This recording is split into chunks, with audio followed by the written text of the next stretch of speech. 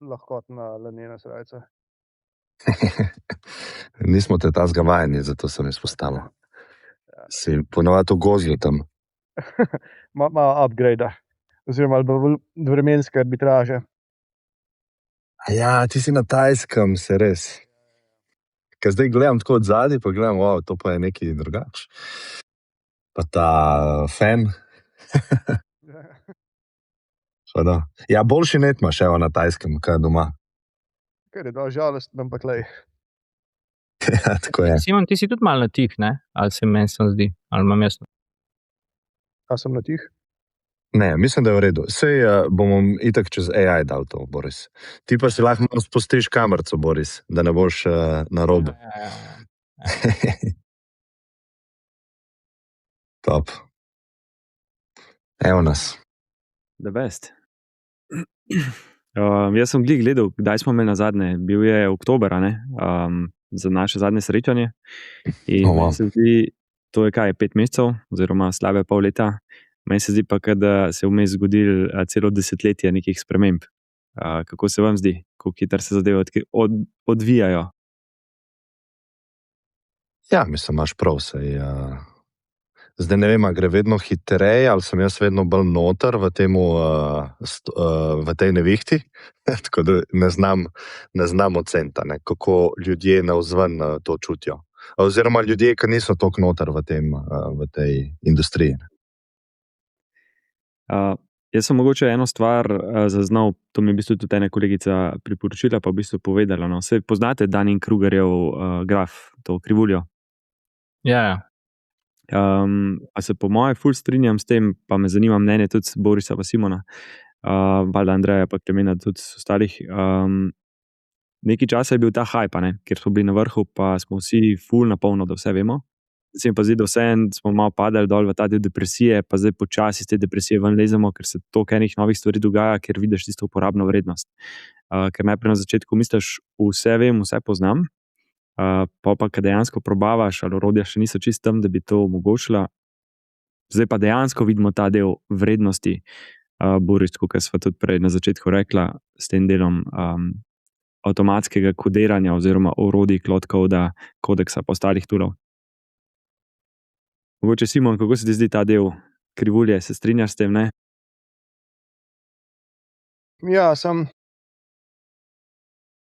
malo je tudi tisto, veš, kakor je, vse to je analogija s tem, kakor je ful je težko napovedati, kako bo pač tisto short term pa long term prihodnost, ker tako, čez 10 let je po svoje ful težje, ne, oziroma obratno, čez 10 let je po svoje lažje napovedati, kakšne bojo spremembe, kakor čez, ne vem, čez pol leta ali pa 1 leto. In tle se mi zdi, da je tudi tako, da tisto, si noter, niti pol ne vidiš, kako in kaj se stvari spreminja. Ker tudi, ne, mislim, malo sem razmišljal zdaj, ko si začel pač s tem vprašanjem, pol leta, se je pač se ful spremenil. Tako po svoje se zdi, da se je res ful veliko spremenil. Ne vem, honestly, recimo, tako če jaz pač pogledam moj day to day, koliko se je spremenil, je tam nekje recimo na nivoju tega, če bi nekaj boljših libraryjev pri programiranju prišlo ven, ko so malo bolj efficient, pa ti nekaj stvari prehranijo. Ampak ni tako, da bi pa rekel, da so tako neke full kategorične spremembe, se mi pa zdi, da not really. Po drugi strani tudi nimam tako feelinga, ne vem, da pač ljudje to, ko okoli mene ko so pač netehnični ljudje to ful bolj uporabljajo ali karkoli. Oziroma zdaj pač nekaj tako postalo, da je ChatGPT v precejšnji meri, se mi zdi, da je pri mnogih ljudeh nadomestil googlanje, ker je pač nek tak, ampak to se mi zdi, da spet ni proces, ki ga ženejo spremembe. To ni pač, da je, ne vem, tam 5.3 je bil pa zdaj pa good enough, da je nadomestil Google, ampak je pač enostavno gre za to, da bolj to pronica v zavest ljudi, da je to pravzaprav pač neko legit orodje, pa da potem vidiš več in več use caseov, kjer ga lahko uporabljaš in potem to uporabljaš. Ja, jaz mogoče, kar se teh modelov pa sprememb tiče, no, pa tudi mogoče te heuristike, ki si je omenil, ta Dunning-Kruger efekt. Jaz mislim, da drugače ta efekt po moje najbolj opiše stanje, ki se dogaja takrat, kadar imaš recimo eno veščino ali pa tehnologijo, ki ostaja relativno nespremenjena. In recimo, ko se ti na začetku spoznaš, imaš občutek, vse to pa gre, potem pa, ko začneš več delati, pa spoznaš to globino samo problem pri teh orodjih je, ker neverjetno hitrostjo postajajo vedno boljša in bolj sposobna. Ne. Tako da trenutno bi jaz rekel, da je splošna percepcija takšna, da ljudje mislijo, da so ta orodja težja za uporabo, kot so v resnici. In v bistvu tisti, ki so malo bolj pogumni in se vseeno lotijo, pa želijo dejansko nekaj narediti z njimi, se mi zdi, da imajo v bistvu nesorazmeren uspeh. Ne. In recimo v tem oziru se mi zdi, da se je v tem času, ko nismo imeli oddaje, ta posebej velika sprememba so bili ti modeli, ki so prišli ven konec novembra, začetek decembra. Mogoče niso toliko, bom rekel, odmevali v širši publiki, niso tako opazili, ne vem, kot je bil ChatGPT ali pa potem mogoče GPT-4o, ampak ljudje, ki pa v bistvu kakšne stvari gradijo z modeli, pa so v bistvu lahko opazili nenormalno razliko v smislu, koliko daleč si lahko zdaj prišel brez potrebe po vmešavanju v modele. Stopnja avtonomije se je dvignila neverjetno. In to je potem trajalo nekaj tednov, mogoče celo mesecev, da je tudi v AI communityju, se mi zdi, to spoznanje nekako dozorelo, da se je v resnici nekaj spremenilo kar temeljno. Meni je v bistvu ful zanimivo, pa tudi to, kar je Klemen rekel predle, ta hype, pa v bistvu bubble. Meni se še vedno zdi, da smo mi na nek način v nekem bublu, kjer si pač kot frontier oziroma zelo pred ostalimi. Iz vidika, ker se pač s tem ukvarjaš in živiš v tem krogu, in res občutiš ta del. Jaz čutim zdaj malo manj frustracije, ker dejansko ful je bilo dobro, ker ste tudi sami izpostavili, da je to na nek način noise, kjer model je pa zdaj boljši, ker so, ne vem, toliko minimalne spremembe, ampak hočem reči, se mi zdi, da še vedno nek mainstream del oziroma večji del populacije ne občuti, sploh ne ve dejansko, kaj so vse sposobnosti, pa kaj so vse da narediti. Klemen, se strinjaš s tem? Ja, mislim, to, kar je Boris rekel, ful drži, da ni to odmeval navzven, ampak jaz, ko se pogovarjam z našim tehničnim kadrom, dejansko vsi rečejo, to pa je bila prelomnica, se pravi ta november, pa te modeli, ki so prišli ven. Sploh smo se po zim ful pogovarjali o Opus modelu, 4,5, zdaj je 4,6, sicer zunaj. Da za coding, pa sploh frontend, da še tisti skeptiki pri nas, ki so se temu malo so se upirali, da bi dodajali to v svoj workflow, zaradi tega ponavadi je bil argument, saj sicer on mi nekaj plune ven, ampak jaz pa dlje časa porabim, da to spucam, kot če bi sam že od začetka zastavil kodo. In zdaj so še te skeptiki v bistvu dejansko rekli, da ok, zdaj pa mi to dejansko pomaga pri delu konkretno. Zdaj v procentih težko rečem, ampak jaz bi rekel, sigurno od 20 do 50%, da je developer bolj efektiven, če znate tule uporabiti pri svojem modelu. In seveda, splošna populacija nima stika s tem delom. Tako da. Simon? Boris je tle odprl eno zanimivo temo glede avtonomije, koliko so pač tako zdaj agenti avtonomni, pa koliko daješ lahko grejo. Ker se mi zdi, da to je en tak, vsaj zame je to eden ključnih benchmarkov, ki jih trenutno gledam, v smislu, koliko smo napredovali. Ker se zdaj smo na neki taki točki, po eni strani je ful res to, kar je Boris rekel, agenti so lahko zelo avtonomni, ampak zdaj pa kar se pa meni recimo tukaj zastavlja kot vprašanje, je pa, koliko so pa tudi konsistentno avtonomni, ker se mi zdi, to je tudi tisto, kar je recimo neka nepremostljiva omejitev, ko govorimo o nekem širšem adoptionu, je, da koliko lahko stvari zaupaš, ker če lahko enkrat veliko naredi, ampak enkrat pa tudi pol, ne vem, katastrofalno, pa bolj ali manj katastrofalno fejla, to je ena zadeva, ki pol takoj omeji uporabo nekega takega sistema, ali kako hoče temu reči, na zelo ne tehnično podkovane, ampak kar AI podkovane ljudi, ko pač ne moreš imeti nek ta defensive mind, ali pa mogoče vsaj developersko naravnane ljudi, da pač imaš nek ta defensive mindset, pa razmišljaš o tem, kaj so lahko failure modi, pa ki jih ujeti, pa pač zgraditi takoj še nek mehanizem,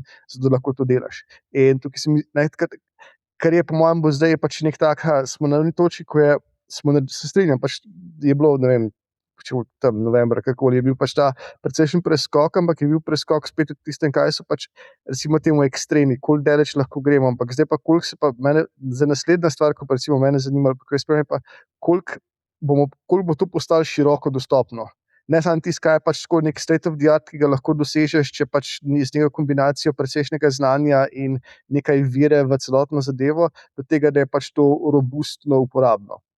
Ker ne vem, recimo, zdaj sem zadnji mesec sem na Tajskem in uporabljam pač malo ChatGPT ali pa pač Opus za razne te, ne vem, stvari, ki jih človek pač dela, ko je na počitnicah, da ti pomaga stvari planirati in tako naprej.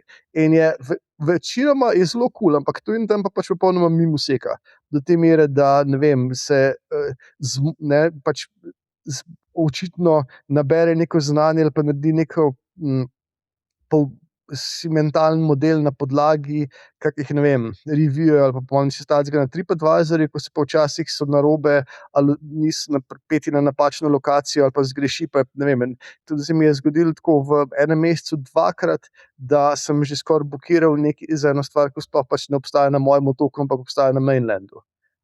In ne, po eni strani je pač full the best, zato ker lahko tako tam z nekim relativno kratkim promptom, brez pač velike drame, mi program precej planira. Pa jaz sem pač tako dosta statistični, kar si teh planiram, tako da načeloma stvari full planiram, pa full pregledam tam malavžen raznih ponudnikov, pa pač se tam primerjam se, kaj je boljše, pa kaj je slabi, pa to lahko za tako narediš, dobiš razne primere, pa tako naprej. To je super, sam kjer je pa recimo problem, je pa ravno tem, kako se pa to preslikava na fizičen svet, ko pa včasih pa pač zgreši. Tako zdaj popolnoma hands-off ni, če si pač pripravljen na to, da potem preveriš, a dejansko je pač to, kar je, a make sense na nekih takih zelo basic invariantah, kot a je to dejansko na otoku, kjerem sem, pa je super, ampak če pa na te stvari ne paziš, si pa lahko zelo hitro pač zaplezaš v nekam precej delež.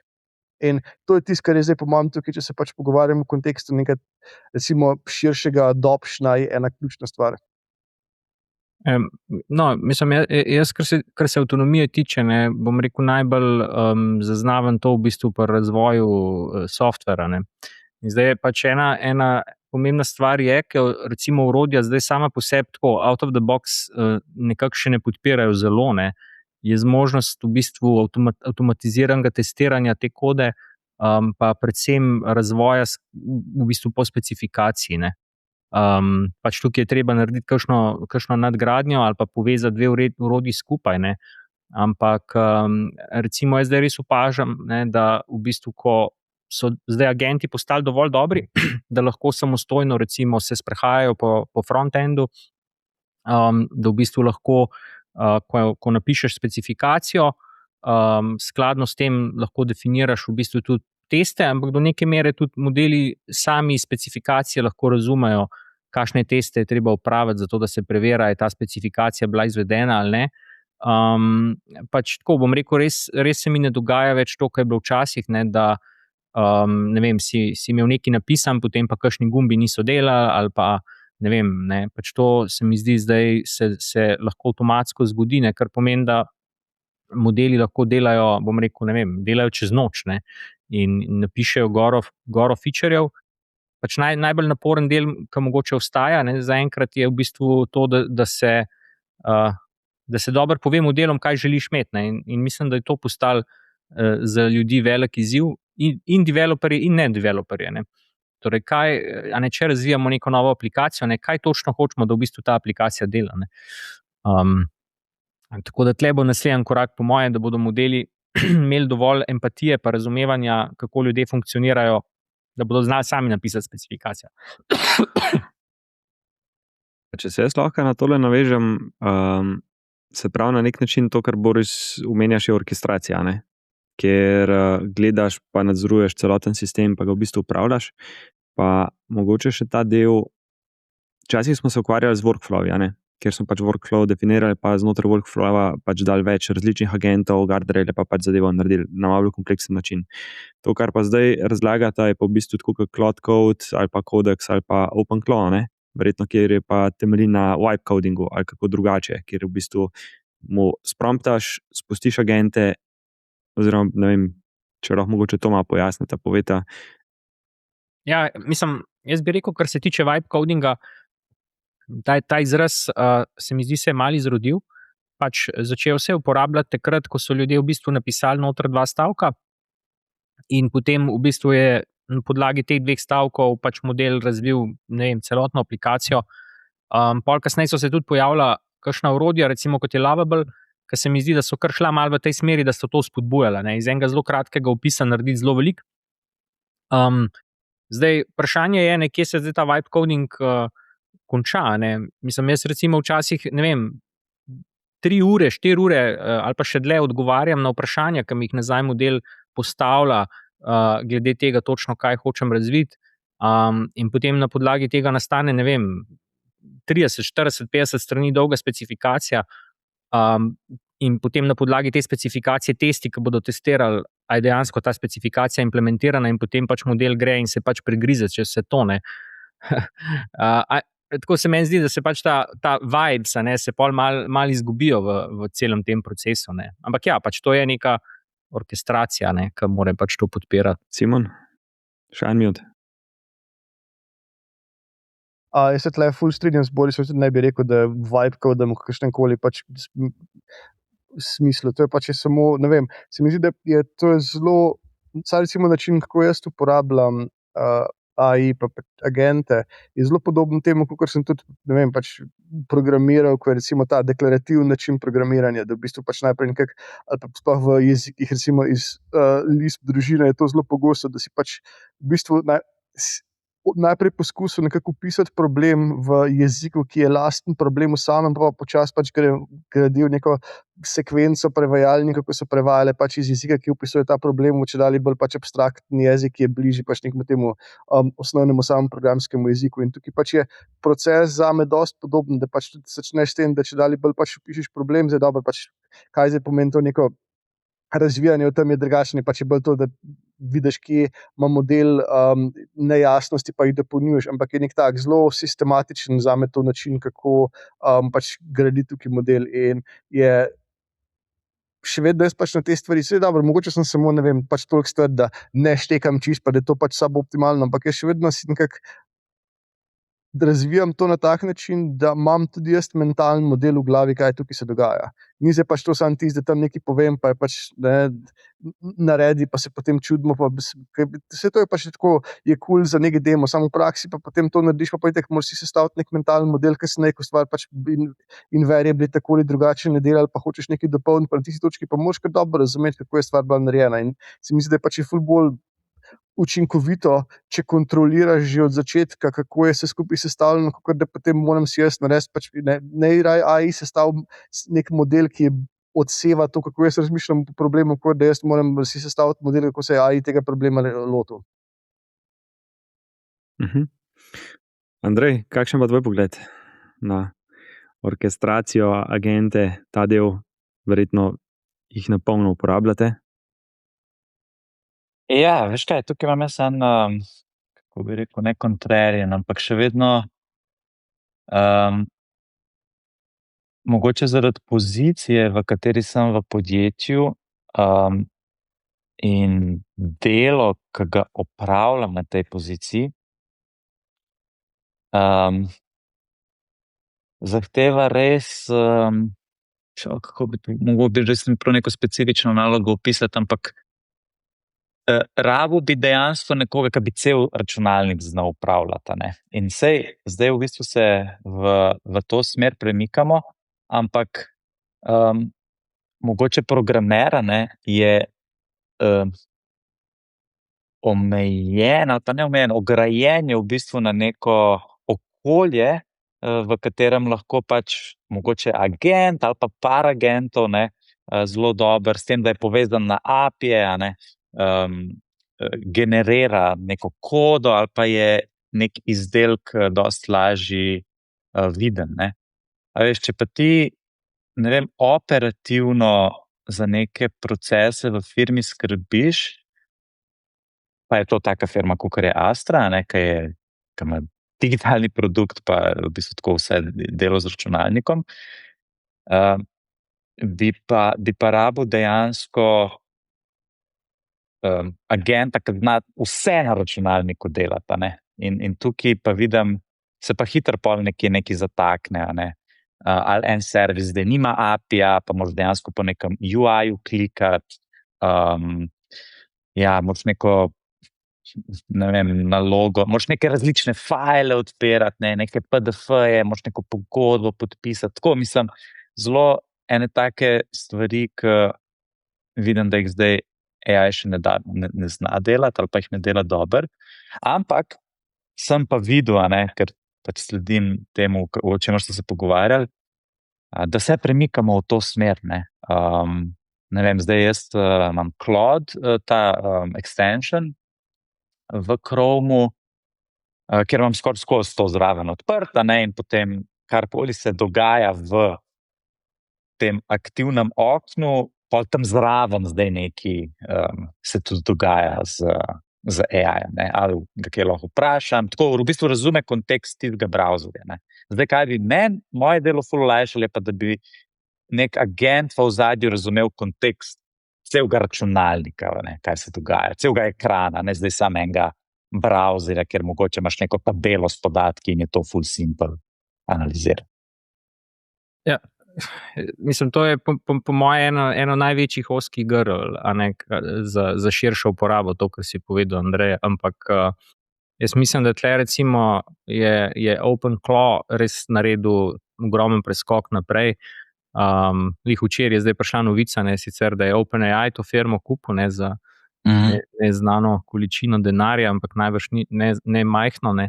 Jaz sem se kar veliko s tem ukvarjal in ravno s tem problemom, kako v bistvu en kup enih teh raznolikih nalog probati avtomatizirati. In zdaj pač moja ugotovitev tukaj je, da pač ta koncept skilla, oziroma veščine, tako kot je to podprto, recimo, zdaj, mislim, načeloma so bili v Anthropicu, tukaj bom rekel, malo bolj pionirji, pa so malo bolj definirali te stvari, ampak zdaj mislim, da itak skoraj praktično vsa orodja to podpirajo. Da v bistvu si treba vzeti malo časa, pa napisati dol, v bistvu, kaj je tista stvar, ki bi dejansko si želeli, da jo naredi, sistem, pa v bistvu katera orodja rabi za to, da to naredi. Mislim, zanimivo je tudi, da v bistvu obstajajo skilli, ki pomagajo druge skille pisati. Tako da v bistvu ni treba zelo eksaktno opisati, kaj bi želeli narediti. In potem pač te skilli grejo lepo v neko mapco in recimo OpenClaw zdaj lahko potem te skille kliče in dela vse živo na računalniku. Tudi neomejeno samo na browser ali pa na kodo, ampak lahko dela po dokumentih, tabelah. Pač tako, jaz mislim, da moj občutek dela s temi orodji zdaj je, da bi lahko temu brez kakšnih pretiravanj rekli neke vrste proto-AGI, ki mogoče samo rab tako malo še kakšno brco v pravi smeri, potem pa kar gre, pa naredi ogromno. Simon je vmes še roko dvignil, tako da. Eno orodje, ko je meni ogromno odprl glede tako day-to-day uporabe AI, pa raznih avtomatizacij, nekaj, kar je Boris, manj da mi je bilo skoraj že eno leto nazaj, je enkrat omenil, da stvar obstaja in takrat mi je bilo tako pač kurioziteta, pa sem se parkrat pač tako razmišljal o tem, pa se vrnil, pa sem začel uporabljati in zdaj si pa težko predstavljam, da bi bil brez tega in te screen pipe, ko je v bistvu pač je ideja, da ta zadeva shranjuje ves čas, kaj delaš, pač screenshote dela, ne vem, na vsakih par sekund, kakšenkoli tekst, kamorkoli pišeš, vse shranjuje in to se tako zdi mogoče, da je ful veliko, ampak v bistvu ni to tako, ne vem, 100 mega mogoče naredi dump na dan stvari in potem pač je to je popolnoma searchable in to toliko enih stvari sploh z vidika konteksta odpre, ker pač ni tisti čist hands-off avtomatizacija, da se sploh ne dotaknem, pa karkoli, sem se pa kakorkoli dotaknil sam, je pa potem tukaj nekaj na voljo kot kontekst in to odpre zelo, zelo veliko, sploh tam, kjer je drugače so bili pač te sticking pointi, ko je bilo tako, ali pa tudi, ko se mi velikrat ni, a se mi res da opisati problem tako dobro, da potem to naredim namesto mene, ali to naredim kar sam. In zdaj pač to, koliko moram dobro pisati, je full padlo, zdaj, ker naenkrat lahko pač črpam iz tistega obstoječega konteksta, sploh pač pol, ko se nekako navadiš to uporabljati, pa razumeš razne trike, pa imaš pač, ne vem, sebe, da sem še pa malo pohekal, pa ne pa stvari spremenil, tako da pač bolj deluje v mojih workflowih in je full je uporabno, zato da pač naredi nek tak, bodi si sestavi kontekst, bodi si, ko nisi ne zavedaš, da bi nekaj rad avtomatiziral, ampak potem lahko samo rečeš, pač potegni ven, kar sem delal, pa to avtomatiziraj.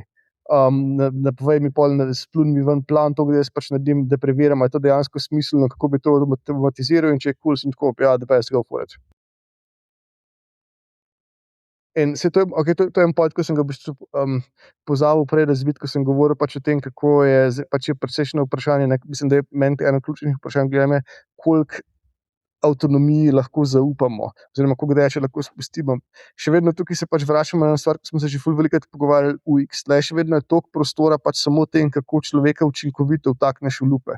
Mislim, da tudi ful preveč se zasleduje samo to, da vse avtomatiziramo, ampak velikokrat meni ti ne zanima vse avtomatizirati, ker pa tudi mogoče ne vem čisto točno, kako in kaj pač to, da si na točki, da se skupaj res avtomatiziraš, pač tudi terja neko določeno razumevanje problema, ko ni vedno available. In jaz bi pač rad tudi supercharger, oziroma pač mi je to dosti pomembno pri stvareh, ko delam, da tudi samo pač ta raziskovalni del. In tukaj je pa ključno to, koliko dober je ta handover med tem, da kaj naredi AI, pa kaj narediš ti, pa kako pač to preveriš. In tukaj nekih briljantnih UX rešitev ni, honestly. Tukaj pač smo še vedno bolj kot ne na tekstu, plus pač neko vdajanje pač v konteksta noter in tako naprej, ampak vse je tako dokaj leseno zdaj. In sploh pa tudi tam, kjer je, predvsem je to, da ni pač tega naučna, je zelo malo iterativnega procesa. Ful dobro temu si zapravo. Vsi pač, se ta tekstovni del po eni strani pač implicira to, da je nek interativen proces, ampak smo tukaj lahko bi pač ful več naredili tega, da bi se res pač oprijeli te ideje, da tukaj je pač so neki iterativni koraki, pa dočasih gremo tudi, ne vem, en korak nazaj, pa naprej, pa tako naprej. Ta je po mojem en zelo, pač, smo se pogovarjali o orkestraciji, ampak to je tudi ena plat orkestracije, pač čista mehaničen del orkestracije, kjer se mi zdi, da lahko pač naredimo ful velik. In to bo vedno pač, ne glede na to, kak bo state of the art, ker se mi zdi, da pač je vedno ta ponavljajoča zgodba, da state of the art bo zelo unevenly distributed. In medtem, ko če imaš pač dobro orkestracijo, tudi na nivoju orodij, je pač koliko široko lahko to apliciraš, da tega toliko širi in to je ful doprinese. Oziroma ti pač ravno tisti, pol leta v prihodnosti sem napram ostalim, če lahko pač uporabljam boljše orodja. Ful dobro si to povedal. V bistvu, če lahko tle vprašam še Klemen tebe, pa pol še Andreja, no, če vajen pogled na ta del, mene malo bolj zanima ta etičen del, kar je bilo tudi že vmes povedano, kaj pa odgovornost, valjda, ker če daš ti agenta, pa da si cel sistem avtomatiziraš, then who's responsible? Če me razumete, kaj hočem reči, ker če ti sistem sam pripravlja neke stvari, ne vem, ali imate pri vas verjetno ful ljudi na koncu zanke, ki to pač preverjajo, upam, da se pa prav formuliral vprašanje. No? Jaz imam to večno vprašanje pri sebi, če pač nekaj si avtomatiziram, pa da mi agent neko zadevo sproducira, pa naredi, pa jaz sam enter pritiskam ali pa še to ne, kdo pač prevzame pol odgovornost na koncu. Kar izvoli, Andrej. Ja, na koncu gre vsako vprašanje gre v Indijo, da popolnoma bodo pogovarjali. Ne, hecam se. Ja, po moje moraš zelo dobro razumeti svoje notranje procese, pa ki se te notranji procesi dotikajo nekih eksternih subjektov, tako da verjetno moraš dosti bolj biti pazljiv tam, kjer se nek avtomatiziran proces dotika nekega zunanjega sveta, se pravi, odhaja iz okolja firme. Mislim, da kako mi za to skrbimo, o tem lih ne bi razpravljal, ampak se tega seveda zavedaš, sej tudi kot človek oziroma kot ekipa ali pa ljudje, ki delajo na nečem, načeloma moraš skrbeti, da so seznanjeni, pa tudi nekako pričakuješ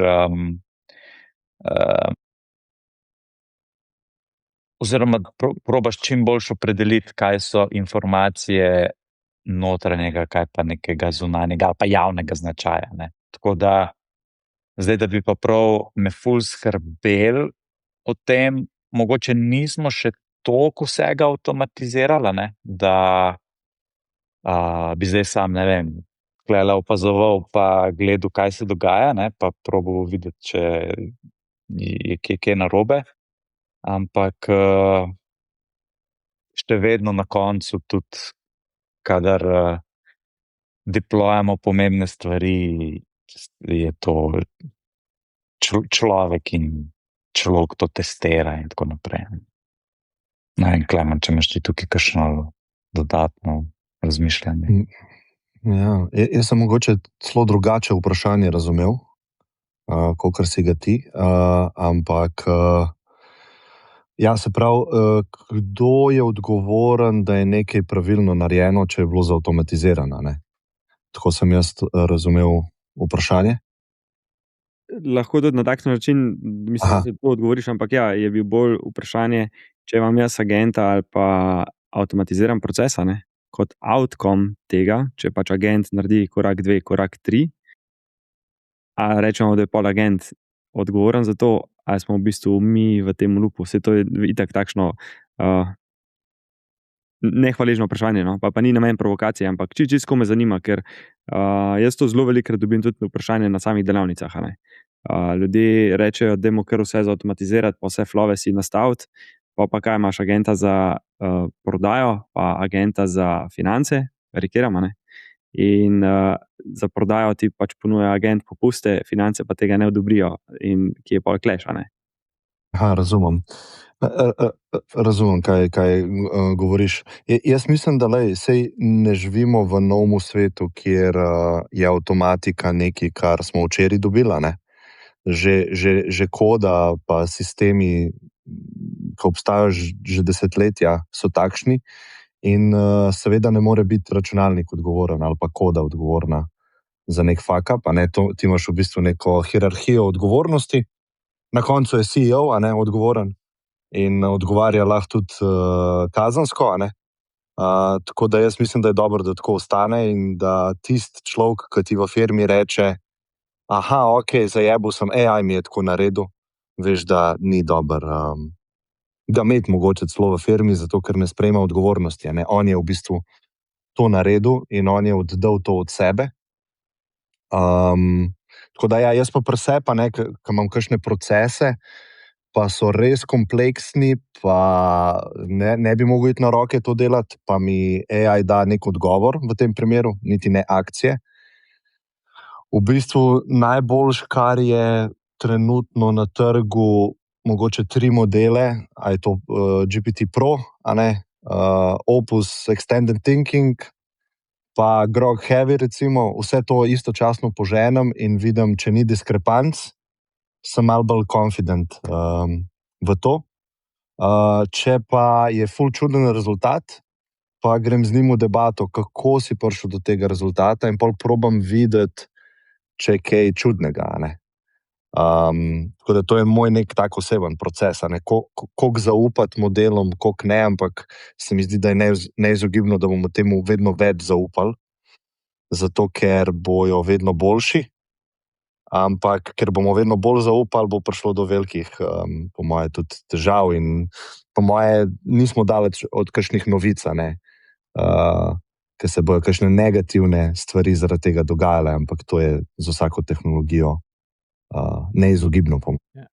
Jaz sem to hotel dodati, ne, da v bistvu za mene pa moram reči, da je to vprašanje nesmiselno. Sem ugotovil. In da v bistvu je to samo vprašanje, ki si ga zastavljajo ljudje, ki v iskanju izgovora, zakaj te tehnologije ne bi uporabljali. Ne. Pač, to je tako, da bi se zdaj vprašali, kdo je odgovoren za to, če bo šlo nekaj narobe v Excelu, a ne. Pač, na koncu, kar se mene tiče, vedno je odgovoren tisti, ki je končni prejemnik rezultata, ki ga je dalo orodje. Ne. On se pač mora odločiti, on mora narediti presojo, bo zaupal ali ne bo zaupal. Ne. In zdaj, če se je slabo odločil, bam, on je odgovoren. In to vse tako naprej gor po strukturi organizacije do CEOta oziroma pač do firme kot entitete. A ne. Pač tle ni nekih bližnic, bi pa še to rekel, a ne, kar se tiče varnosti. Ne. Tle res mislim, da je ena zelo dobra analogija iz sveta financ. Ne. V financah nam je tako splošno sprejeto in znano. A ne. Če hočeš imeti visoke donose, večinoma mora za te visoke donose sprejeti relativno više tveganje. Ne. Pač ni tega free luncha, ni da imaš lahko ogromne donose brez tveganja, to načeloma ne gre. Ne. Ista zgodba je v umetni inteligenci. Pač firme, ki hočejo imeti nesorazmerne dosežke in uspehe z uporabo umetne inteligence, morajo sprejeti višje tveganje v iskanju, bom rekel, teh donosov. In pač firme, ki se odločajo, da ne želijo sprejeti nobenih tveganj, to je legitimna odločitev, ki pa bo pač nujno peljala v tej smeri, da bodo z umetno inteligenco naredile manj. Tako da v bistvu to je pač, bom rekel, taka upravljalska odločitev, ki jo morajo sprejeti, ampak je pa dobro, da se zavedajo, da tudi tle ni tega brezplačnega kosila. Ne morejo priti daleč naprej pred ostale brez sprejemanja tveganj. Ja, jaz se pač ponoma strinjam z Borisom. Mislim, zame to ni nič drugačno vprašanje, kot kdo je odgovoren, pa kaj so tukaj etične dileme tega, če naredim, batch ali ne, ali pa batch delete. Je pač tudi, saj vsi vemo samo vse zgodbe, ko je tam, RMRF naredil pač veliko slabega. Tudi je isto, sem pač dober. In ravno tako je pač, rabiš imeti določeno mero observability. Mogoče je ta prak pač, kako bi dober observability, rabiš imeti, da razumeš, kaj se zgodilo, pa da lahko to najprej v nekem, ali sandboxu ali omejenem kapaciteti narediš, ampak zato je tudi pač zmogljivost toliko boljše. Namesto da naredim batch rename, je pač tam, sem si avtomatiziral svoj marketinški oddelek in pač verjetno je to, da preverjam, kako deluje, nekoliko višje, ampak konec koncev se moram tudi preveriti v nekih dobrinah, ko ljudje delajo, pa tudi če sem tako zelo soft touch leader, še vedno imam nekaj 1-na-1, pa tako naprej, ker je pač nek čas, ko se zdaj pač samo dobi neko drugačno obliko. Tako da, in tukaj se to z odgovornostjo, to sem tudi jaz pač videl velikrat, sploh v večjih firmah, ko se potem začne to videti, zakaj mi je kdo odgovoren, pa ni, to so pač firme, ko imajo broken organizacijsko strukturo, pa imajo pač druge probleme z ownershipom. In je samo pač tukaj je mogoče malo bolj ven plus, ker se noben pač tega ne skriva, ker se ne zaveda, da je to ista stvar. Ampak pač tukaj je odgovor tukaj je, preberite extreme ownership, pa gremo potem naprej. Mislim, pač ful teh stvari so pač non-issue, oziroma niso non-issue, ampak je samo to, da pač razkrije probleme, ki so pač v procesih drugje. In to je pogosta zgodba, tako pač recimo, Boris to gotovo tudi tega veliko izkusil, ko prodajaš ali pa karkoli hočeš uvesti AI v sploh pač neke enterprise organizacije, pač se ogromno vrti okoli tega, da so pač broken procesi, ki jih tudi to ne bo čudežno popravili. Pač ene stvari bo zdaj, če dosti veliko stvari, če cel oddelek lahko pač odrežeš, potem tudi rešiš, ker imaš organizacijskih problemov tam, ampak fundamentalno pač podjetja, ki imajo že zdaj zelo veliko pač problemov sami s sabo, bojo imela tudi potem probleme, kako uvesti AI. Pa to ni omejitev AI, to je pač samo razkrije, pač, kje so že trenutne pomanjkljivosti in jih naredi pač bolj oprijemljive, samo zato, ker je pač vsega več in vse hitreje in pač ti problemi z tega hitreje vam padajo. Ja, mogoče sem hotel malo en korak nazaj narediti pri tej debati, ker se mi zdi tako, ful mi je zanimiv, ko mi delamo ta podcast in spremljamo v bistvu latest stvari in jih probamo, govorimo o njih, pa probamo predvideti, kaj bo to pomenilo za družbo. In se mi zdi, da sta dva različna treka tukaj. En trek je ta naš, kjer spremljamo, probavamo, vidimo, kaj se dogaja in je vse ful zanimiv in science fiction. Drug trek je pa dejanska uporaba te tehnologije, pa tako, kaj Satya Nadella rekel, difuzija te tehnologije čez celo ekonomijo, pa čez firme. In jaz recimo korporacij več nimam stika, malo imam še, pa še takrat mi je žal, zaradi teh frekvenc, ki pač obstajajo tam. Bolj mislim tako frekvence z vidika počasnosti, frekvence z vidika, koliko smo motivirani, da status quo spustimo, pa gremo naprej. In jaz mislim, da tukaj bo ful dolg časa trajal, da bomo mi te sisteme pa procese videli v dejanski uporabi čez celo ekonomijo. To imam vedno bolj, imam ta občutek. Ja, evo. Klemen, ful dobro si to povedal, dejansko sta dva streama. Zdaj, ko tako razlagaš, si jih tudi jaz vidim. bi se pa mogoče še na to navezal, kar je Boris rekel, pa se ne strinjam čisto mogoče s tem, mogoče gre zaradi tega drugega streama. Jaz sem pa full upet v korporativni del, ker v bistvu pomagamo te zadeve kot inercijo malo naprej pospešati, se pa ne strinjam s tem delom varnosti sistemov pa večjega tveganja. Ne. Dejstvo je, da jaz bi tukaj mogoče rekel, da bi bilo bolj, da se omeji tveganja, oziroma da je zelo jasno, pa se jih ima pod nadzorom, ker največje vprašanje v korporacijah je, kam podatki grejo, kdo razpolaga z njimi, ne? Pa kje tule, oziroma kaj bomo sploh dovolili. Pa če zdaj, bom kar rekel, Microsoft kot takšen, kot Copilot, ker vemo, da je v večini prisoten, že tukaj je zaradi nerazumevanja delovanja sistemov največje. Mislim, ljudje pač tega pa ne uporabljajo, ker sploh ne razumejo, to, Klemen, kaj ti praviš, če si v tem streamu, kjer si zelo v tem sprejmeš en del, pa se strinjam z Borisom, zdaj dejansko, da ni kontradiktorno tveganja, ampak po drugi strani moraš pa valjda vedeti, kam te podatki grejo, ne, da daš vse na pladen, pa da se to pač razprši vse naokrog.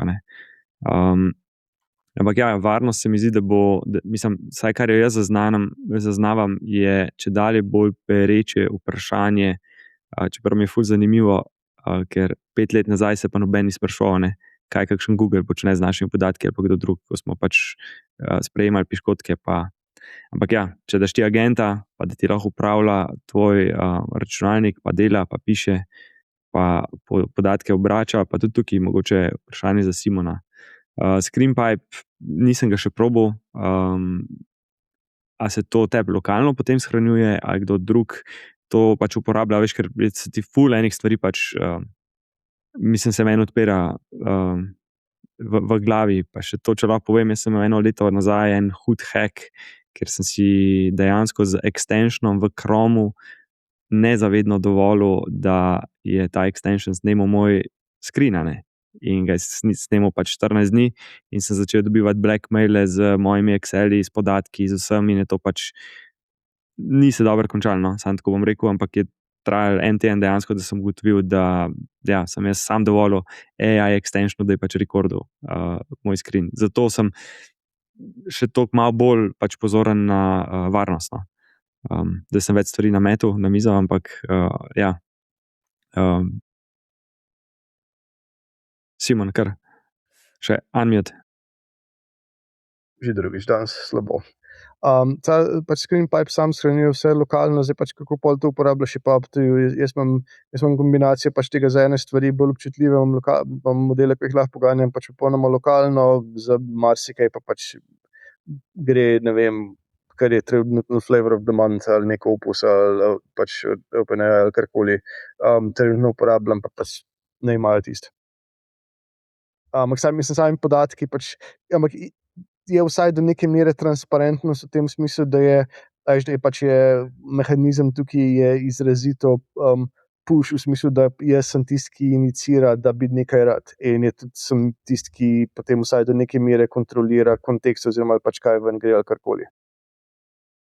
To mi je ful všeč, ker si rekel. Zavedam, da ta zadeva ima pač tako moje passworde in tako naprej, oziroma pač ene stvari lahko pol tudi imaš pač razne blackliste pa tako naprej, tako da se tukaj nek element varnosti se da vzpostavljati, ampak pač zdaj, a je to approach, ki si ga lahko prvoš vsak uporabljati, ne, ampak je pa super orodje, pa ne, verjetno.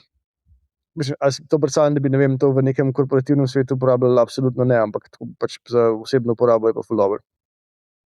Je verjetno pač pomaga, da če prakticiraš drugače, vsaj neko osnovno pač varnostno pa podatkovno higieno, brez tega najbrž še slabije, ampak si pa tudi jaz ne domišljam, da to je tako vrhunsko sekiro ali karkoli, ampak pač je pa mislim, tisti attack vektorji, ko se mi zdi, da so najbolj verjetni za tiste, pač se potrudim, da se ne odpiram za ostalo, pa pač lej. Zanj sem gledal en dokumentarc o industrijski revoluciji, ful mi je bilo dobro. Sicer je bila večina za AI-om narejena teh grafik na YouTubu, ampak res je bilo engaging in sem zdaj prav tako razmišljal, se pravi, tudi tisti prvi parni stroji so verjetno bili dosti nevarni, pa dosti slabi za zdravje. In jaz mislim, da je to vedno, ko se neka tehnologija začne, je tisti, ki je pripravljen več tvegati, skoči na njo, pa proba dobiti te prve benefite ali pa najprej dobi benefite. In to je pač neizogibno, se mi zdi. Ampak zdaj se mi zdi, da razmak tega bo vedno večji, ker ko se je začela neka računalniška revolucija, nekateri so imeli računalnike, nekateri jih niso imeli. Ampak te, ki so imeli računalnike, so imeli slabe računalnike. In pol, če gremo naprej do interneta, nekateri so pošiljali e-mail, nekateri so delali malo bolj advanced stvari na internetu, ampak nisi mogel pa Netflixa gledati v 4K. Zdaj pa dejansko mislim, da je tako, nekateri so na e-mailu, to pomeni, ne vem, ChatGPT zastonjski je primerjava, kjer se z njim pogovarja o receptih, pa o tripih, tako kot Simona, ne? Eni pa agente vežejo skupaj, in to je ekvivalent, ne vem, Netflixu v 4K gledajo. In jaz mislim, da bo ta razlika vedno večja, ker bo napredek vedno hitrejši, ta difuzija med splošno populacijo pa ne bo dohajala in bo v bistvu ta razmak se večjo in večjo in večjo. In mislim, da nekdo, kakor je Simon ali pa Boris, ki ima še tehnično znanje, si zdaj pač veže stvari skupaj in ful nekega benefita dobi.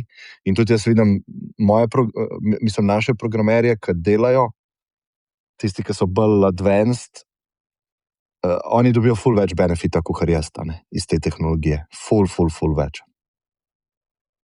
Je tako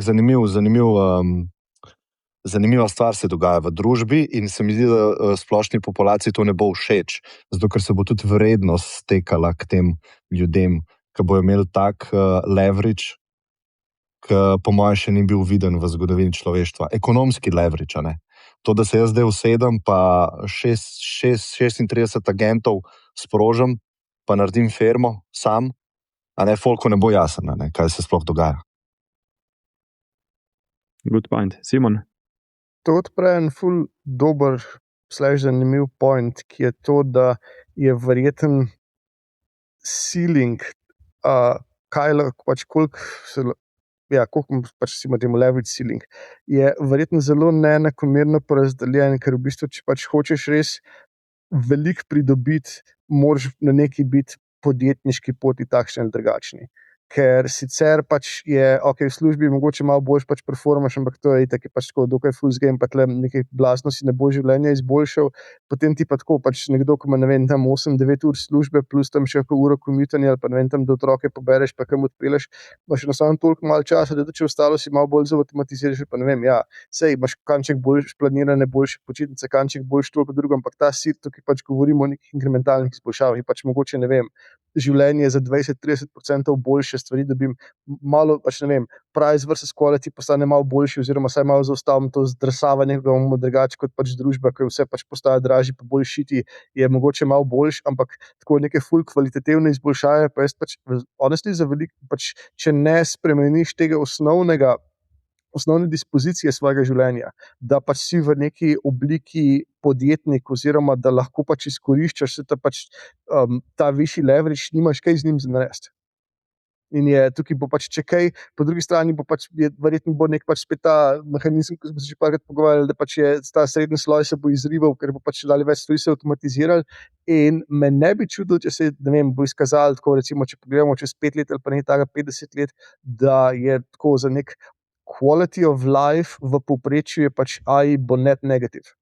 Pa nisem tukaj zdaj, pač nočem biti kakorkoli doomer ali karkoli, ampak samo pač je to, da bo za tisto neko pač peščico bo neprimerno pač odprl. Pa tukaj zdaj je, kar je recimo tako nek silver lining je, da je to pač dokaj priložnost je dokaj enakomerno porazdeljena, pač vstopni prag je zelo nizek, če pač začneš to uporabljati karkoli, tako da vsaj to imamo, ampak po drugi strani pa je bolj, ko si pa recimo že pač ujet v neko dosti rigidno življenje, manjši je po mojem the upside, ki ga pač od tega imaš. In bolj bo tudi to potem s časoma postalo, pač te razlike večje bojo in dejansko se ti bo pač s časoma se bo pač tudi ta fleksibilnost zmanjševala, ker že zdaj pač to malo vidimo, ne vem, koliko ur delamo, se zvečuje kvaliteta življenja pada in tukaj pač enostavno je čedalje manj prostora, da bi jaz lahko sploh ta svoj leverage uporabljal. Ja, jaz sem mogoče hotel zdaj dodati, ker smo se glih pogovarjali o korporacijah pa o podjetništvu, ne, da jaz v bistvu ne operiram več znotraj korporacije, ampak sem ustanovil svojo firmo, ki je zdaj sicer malo na pol v stealth modus še zaenkrat. Mišljena pa je kot čist solo firma, no, ki ne bo rasla vsaj v smislu človeških zaposlenih. Tako da ja, bom rekel, kontrast je definitivno tukaj ogromen v smislu orodij pa načinov dela, ki si jih lahko zdaj izbiram, ne. Ampak ne glede na to, no, pa imam občutek, da vseeno je umetna inteligenca taka tehnologija, da bo na koncu v bistvu vse čovne dvigalna. Čisto preprosto zato, ker tudi če imam jaz zdaj mogoče neko prednost, ker sem kakšne tehnologije opazil pa uporabljal pred ostalimi, ali pa mogoče, če delam znotraj svojega podjetja, imam manj kakšnih pač takih čisto organizacijskih ovir za to, da nekaj uporabljam, ne. Še vedno imam občutek, glede na napredek teh modelov, se bodo v bistvu te prednosti izravnale, ne. Vsaj, kar se tiče kakršnekoli oblike intelektualnega dela. Jaz mislim, da za večino ljudi zdaj je mogoče problem pri umetni inteligenci, da dejansko nimajo enega v redu coacha, ki bi v bistvu jih sprejel v individualno obravnavo, pa bi jim pomagal pokazati, kako se v bistvu da nekatere stvari enostavno narediti. Samo ta coach je v nastajanju, pač vsak dan je boljši, vsak dan je pametnejši. In v bistvu v tisti točki, pač, mislim, že zdaj vse, kar je potrebno, po moje, za večino ljudi, je samo, da bi prevzeli malo proaktivnosti, pa začeli vse te sisteme, lahko tudi ala ChatGPT samo spraševati, kako bi lahko nekaj naredili lažje, ali pa kako bi pravzaprav nekaj sploh lahko naredili, ne. Tako da tle mislim, da ja, pač eni ljudje bodo gotovo nakopičili ogromno premoženje, zdaj vprašanje pa je vsaj za neko vsakdanje življenje ljudi, ne, pa zadovoljstvo, a bo sploh to premoženje imelo v roku, 5 let še tak smisel, kot ga vidimo, da je danes. Ja, jaz se ful strinjam z Borisom, vsi čovni se bojo dvignili. Verjetno ne spremljate mojih teh pogovorov, ki jih imam na podcastu, ampak to je po moje zadnji let konstantno neka stvar debate, ker se mi zdi, da neke mogoče socialistične sile zaradi tega tudi bolj prihajajo v spredje. In mislim, da bojo vedno bolj prihajalo v spredje, zato ker kljub temu, da se bojo vsi čovni dvignili, v smislu, jaz pa Andrej sva naredila Astro, naredila sva jo s to tehnologijo, vedno hitreje jo bova lahko naredila boljšo. In ta vrednost se bo zlivala na splošno populacijo, zato ker bo dobil boljši servis, pa cenejši servis od klasičnega tutorstva. In se pravi, vsi čovni se bojo dvignili, ampak razlike se bojo dvignile, ne. In se mi zdi, da ljudje, ki smo v nemilosti svoje psihologije ali pa v nemilosti svojih čustev, ne bomo mogli iti onkraj tega, da se primerjamo in da bomo nekateri imeli občutek, da smo na slabšem in bomo hoteli to na silo izravnati, v družbi in nimamo odgovora, kaj bi bila rešitev za to, ampak se mi zdi, da bomo šli v to smer zaradi tega leveragea in mogoče vsi te, ki poslušajo ta podcast, prav remote specifično, oni bojo po moje prosperirali v tej dobi, pa ne zato, ker ta podcast poslušajo, ampak zato, ker jih to zanima, Ene ljudi pa pač enostavno to ne zanima in delajo druge stvari v življenju in pa se bojo kar naenkrat znajdali v svetu, kjer bo firma vredna 1 milijardo pa 2 zaposlena. In ne vem, saj to je bolj taka ekonomska, filozofska debata, ni toliko tehnična, ampak ja, se mi zdi, da je pomembna, pa bo vedno bolj pomembna ta debata. Ja, s tem, da tle ta ekonomija dejansko tudi deluje kot neka izravnava vseh teh stvari, ne, ker saj mi lahko tukaj v Sloveniji recimo ali pa v Evropi, ne, si postavimo kakršenkoli sistem, si pač želimo, ne. Ampak ne moramo pa živeti v vakumu. Ne moramo tudi predpostaviti, da bodo vsi ostali drugod po svetu, a ne sprejemali pač enake odločitve. Pač moje pričakovanje je, pa jaz mislim, da nekaj tega zdaj že vidimo, tudi na nivoju Evropske unije, da počasi, sicer res počasi, ampak vendarle dozoreva neko spoznanje, da smo pač kot Unija naredili eno celo serijo izredno slabih, izredno zmotnih odločitev, ki so rezultirale v popolni, bom rekel, neekonomski konkurenčnosti napram Aziji, napram Ameriki. Mislim, da kmalu bodo tudi recimo države, ki mogoče jih je zdaj kdo percipiral kot nek tretji svet, pa bodo se lahko z, bom rekel, boljšimi odločitvami glede uporabe tehnologije naglo povzpele. Da počasi bomo mogoče vseeno videli, da smo se kakšnih stvari lotili na napačen način in potem poskušali to nadoknaditi. Zdaj, koliko bomo v tem uspešni, bomo videli, ampak ja. Pa iz tega dela mogoče, če vprašam, kaj bi pa rekel, da je neka, ne vem, verjetno se bojo neki skill seti, kompetence valjda spremenile, prilagodile v prihodnosti. Če bo človek imel, Klement, kot si rekel, pač ideja je verjetno firma z 1 in 2 zaposlenim, pa v bistvu bo to scale up, AI scale up, ali kako bi to rekel. Kjer bojo tiste kompetence ali pa skilli, ki bojo nujni za nek takšen del? Ali je to še vedno poznavanje programiranja, ali je to samo toliko podjetniški, ali pa, ja, da si res toliko podjeten v mindsetu, da si želiš trajati, pa pač nekaj delati, a mogoče kaj drugega. Simon, še v tretje, unmute. Še v tretje. To je zanimivo vprašanje. Pač po mojem, da en tak core znanje bo, promptanje ali pa mogoče to programiranje, kakor je pač v prihodnosti, bo pač ne bo neke resne razlike, ker se mi zdi, da dobro promptanje je precej podobno pač dobremu programiranju, v smislu tega, da pač terja precej strukturirano razmišljanje, terja določeno defenzivnost v tem, pač kaj so predpostavke, kako te predpostavke preverjati, kaj narediti, kako pokriti vse možnosti. Zdaj pač to je bilo spet ena debata, ki smo imeli že parkrat, koliko je, a bo sploh recimo promptanje zares pač nek long term stvar, ki jo bom potreboval, ali je to pač neka samo kratkoročno, v bistvu zidarski oder, ko nam pomaga, da pridemo do naslednje stopnje, ampak časoma, ko te sistemi napredujejo, promptanje čedalje manj pomembno.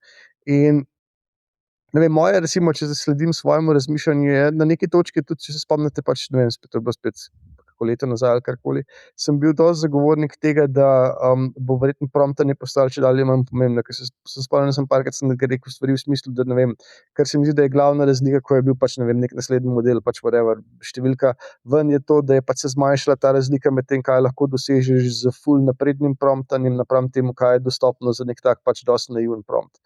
Ampak zdaj pa pač po svoje, ne vem, se mi pa zadnje čase pač dalje bolj se mi zdi, da še vedno je, da bo pač promptanje vedno nekaj, kar bo dosti pač pomembna zadeva, sploh pač v globi, ko greš, oziroma da vedno je pač ta, nekaj smo prej pravili, frontier se toliko pač naprej premika, da imaš vedno lahko precejšen edge s tem, če znaš dobro promptati. In sploh pač v kontekstu tega, če smo zdaj nekaj podjetništva, karkoli pač nas zanima, kje pa so pravzaprav edge, je to, da pač je dobro promptanje skoraj gotovo bo.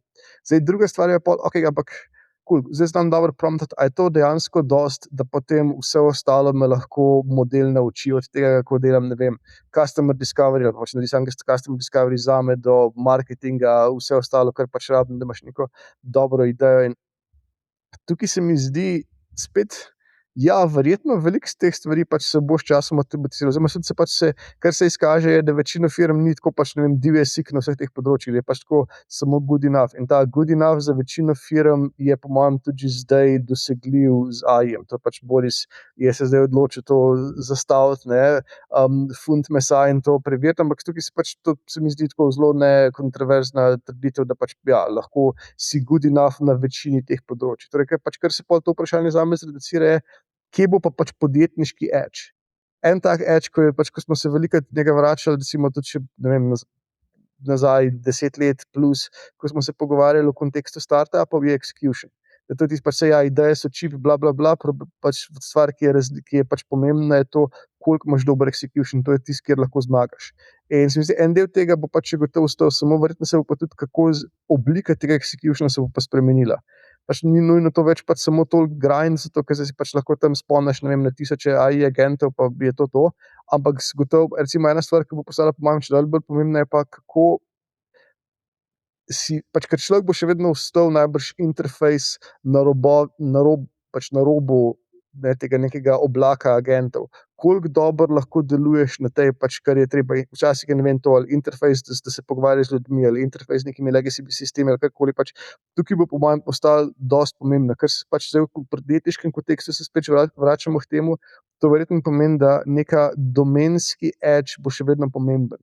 Ker verjetno bo pač dobršen del tega nekega messy interfejsa, ko bo izven tega, kaj lahko avtomatiziraš, se bo dogajal ravno v domeni. Zdaj, kako to bo pač zdaj, če me izzovete, kako bo to praktično izgledalo, ne vem, ampak recimo, kaj jaz vem, če pomislim dolgo nazaj, ko smo delali GeoOpti, pa tako naprej, se pač tam je bilo zelo veliko, je bilo nekaj tega interfejsa, zelo legacy organizacijam, recimo temu v obliki prevoznih podjetij in tako naprej. In tukaj pač si lahko še toliko raznih agentov ali pa karkoli, ampak če pač jaz sem v nekem poslu, kjer velik del tega deluje na tem, da si pač, ne vem, tam si seževa v roko in si pogledava v oči, ali pa ne vem, da lahko spijeva pir skupaj, ali pa da nekaj takega, pač te stvari bojo še vedno ostale. In tukaj je recimo pač transport in tako področje, ki po eni strani se zdi pač to fantastično za AI, tukaj je toliko veliko nekih neučinkovitosti, ampak po drugi strani pa pač je pa še vedno treba navigirati znotraj danosti, ko pa so to.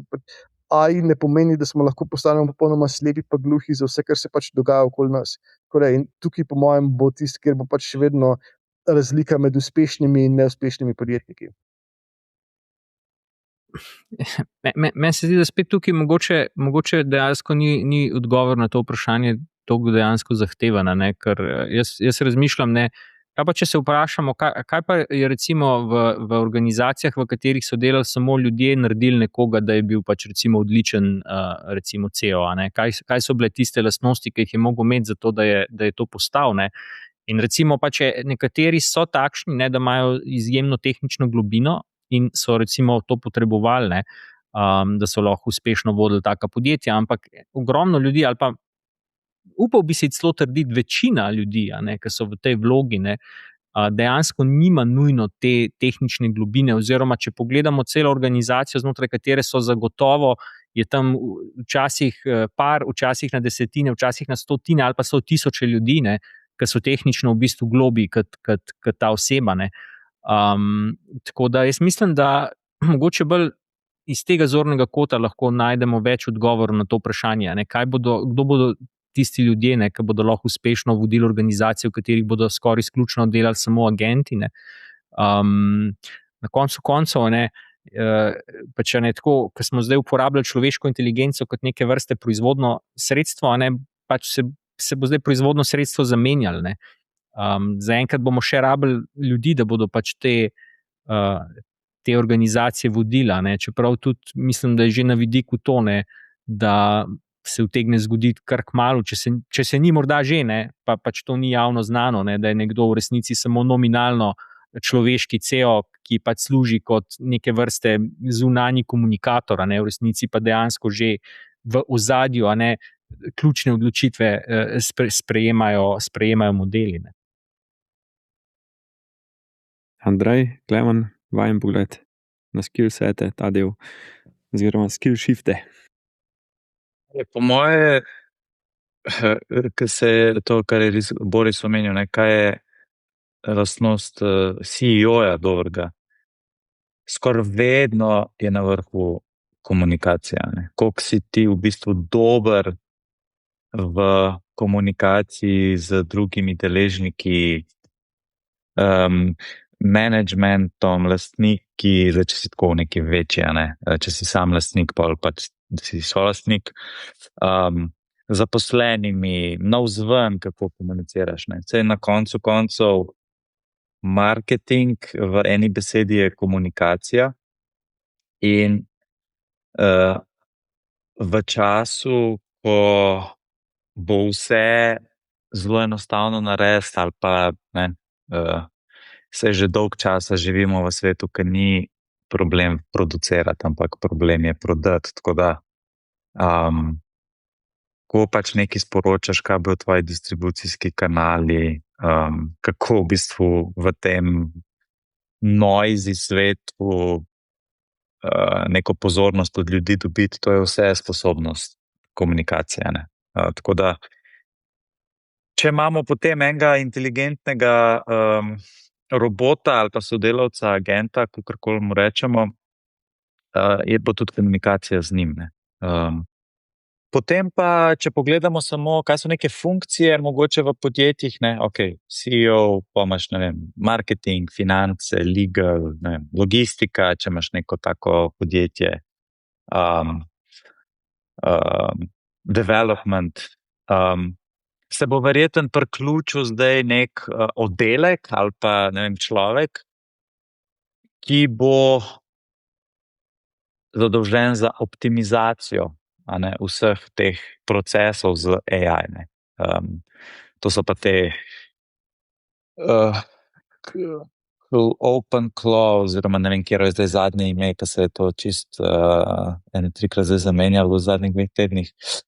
Se pravi, da boš ti take sisteme interno postavil, kjer boš kar nek sysadmin na steroidih in ja, imel zelo dobro razumevanje celotne organizacije, kje so te bottlenecki, ki bi se jih dali z AI-jem optimizirati. In verjetno ljudje, ki se bojo zdaj malo samo tako igrali s tem, pa mogoče za nek svoj hobi projekt, bojo mogoče zelo veliko vredni na trgu dela v prihodnosti, ker bojo imeli ta skill set, in verjetno bojo podjetja s časoma to vedno bolj iskala. Se pravi, rabimo človek, razumemo ta AI, da je to, se da veliko tukaj, ne vem, prehraniti, pohitriti, zoptimizirati, nimamo pa interno znanja, kdo bi nam zdaj to naredil. In mogoče bojo to neki agencijski tudi modeli, mislim, sigurno bojo, verjetno bojo pa tudi strokovnjaki, posamezniki, ki bojo zelo veliko plačani, ker imajo te optimizacije ponavadi, oziroma bojo imele učinek na dobičkonosnost podjetja in podjetja bojo v to vlagali. Sej nekaj let nazaj, se ne vem, koliko časa že snemamo ta podcast, ampak o tem smo se pogovarjali, da ljudje z podjetniškim mindsetom bojo prosperirali v tej novi dobi. Te, ki znajo zorganizirati resurse, ki jih imajo v svetu in jih dati v neko smiselno celoto. In pa to, kar je Andrej rekel, da znajo delati marketing oziroma distribucijo tega. Zato, ker sem jaz bil na fakulteti, je ven prišel film The Social Network, ki je zgodba o Facebooku, in takrat je prevzel ekonomsko fakulteto ta startup vibe, vsi so hoteli startupe imeti, ampak takrat je bilo ozko grlo tehnično. Ti, da narediš neko aplikacijo takrat na iPhonu ali pa mogoče celo prej na webu, ti si mogel ali to znati, ali pa znati take ljudi privabiti, na nek način jih motivirati, vizijo jim prodati, in to ste mogli narediti in to ni bilo lahko. In se mi zdi, da zdaj hodimo v svet, kjer bo to lahko narediti in dejansko dostikrat sem slišal ta izraz, pa ga tudi omenjam, the speed of thought, se pravi hitrost misli. Ti si boš nekaj zamislil v svoji glavi in ozka grla tehnična se ti bojo odmaknila in ti boš to lahko naredil. In zdaj boš prišel do naslednjega ozkega grla, ki bo pa distribucija. Kako boš zdaj ti to svojo stvar v poplavi vseh aplikacij in rešitev, ki obstajajo, kako boš ti to prodal v svetu. In ta skill set, ki ga je Andrej omenil, bo ključen. Najbolj bojo pa nasrkali ljudje, se mi zdi, ki zdajle opravljajo taka dela, ki delajo po navodilu. Se pravi, ki nimajo svojih idej, ampak so v neki organizaciji in ta organizacija jim nudi alineje, pa checkliste in oni jih izvedejo.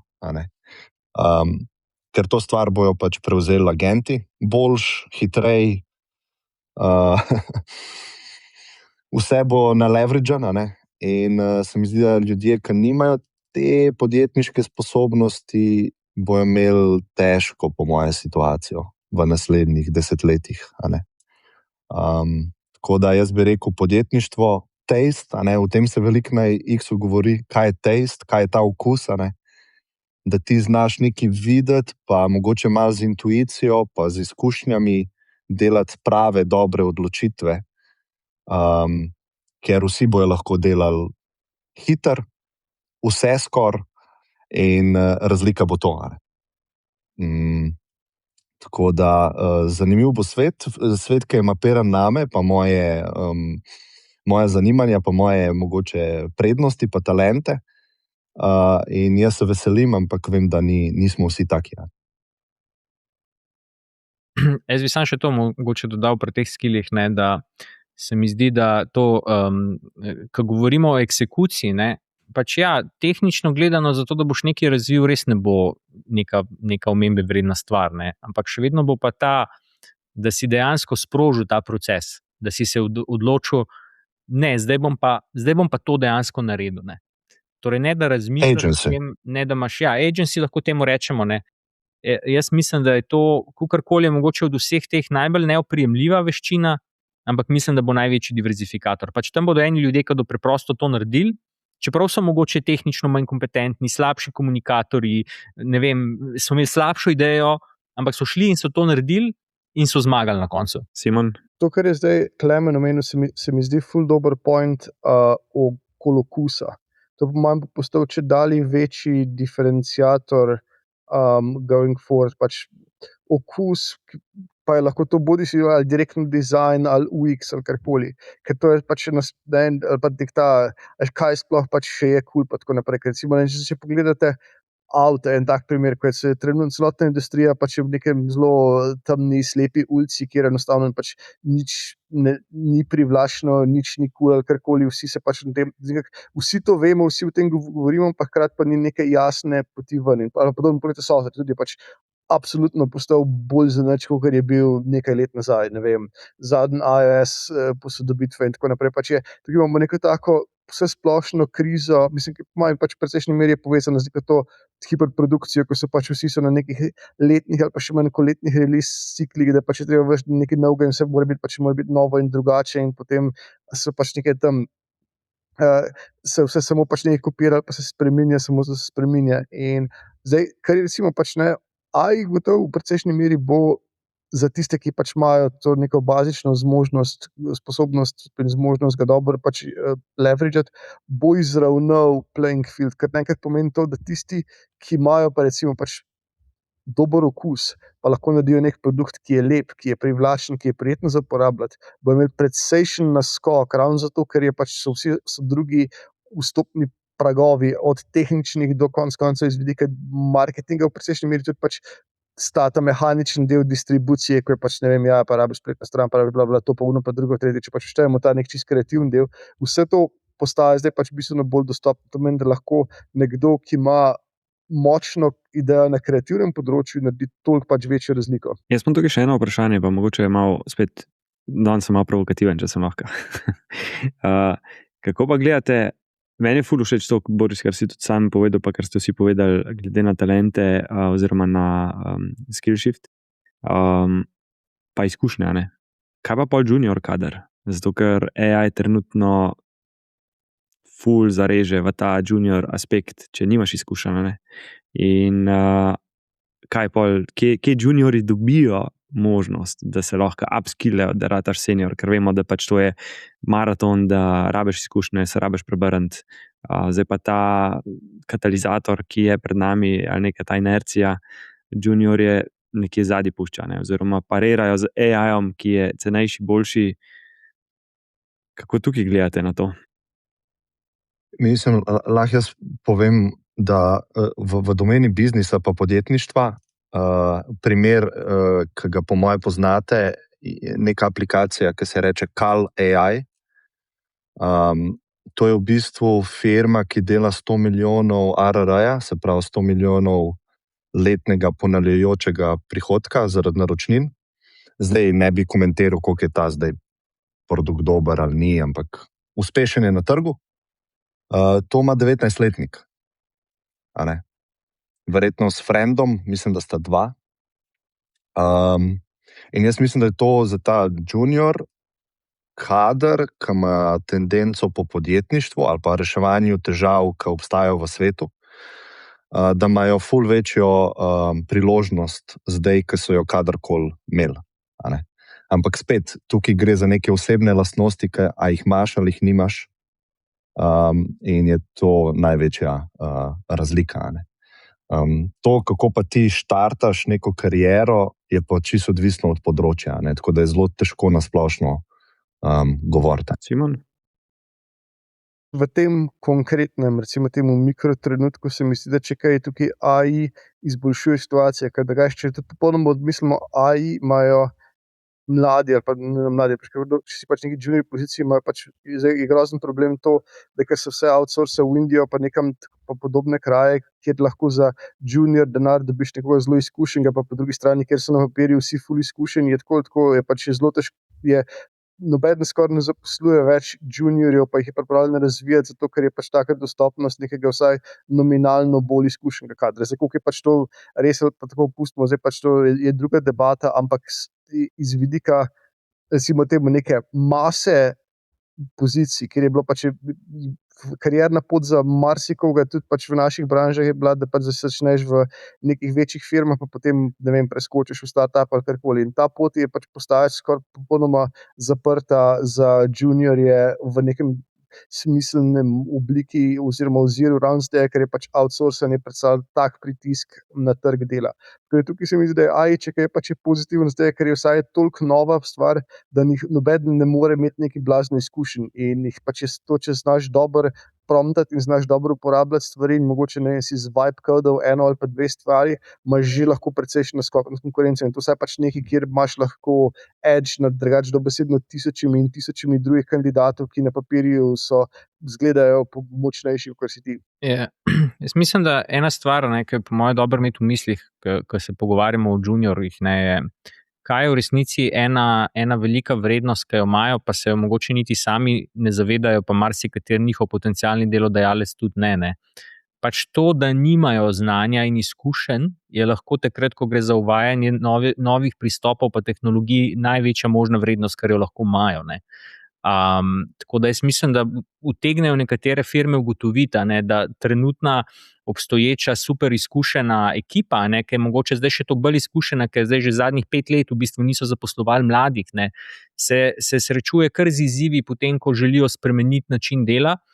Tako da vsaj bom rekel, za nekatere od mladih je po moje to velika priložnost, ampak to bi zahtevalo tudi od njih, da se mogoče na trgu dela drugače predstavljajo, torej ne da se poskušajo, ne vem, nabildati CV, tako kot včasih, pa pokazati že, da so pridobili ogromen enega mogoče legacy znanja in na tak način kupiti vstopnico, ampak bolj bom rekel s to inovativnostjo, pogumom, idejami, ampak ne glede na to, pa mislim, da bo za veliko ljudi, mladih, naslednjih par let kar zahtevnih za navigirati.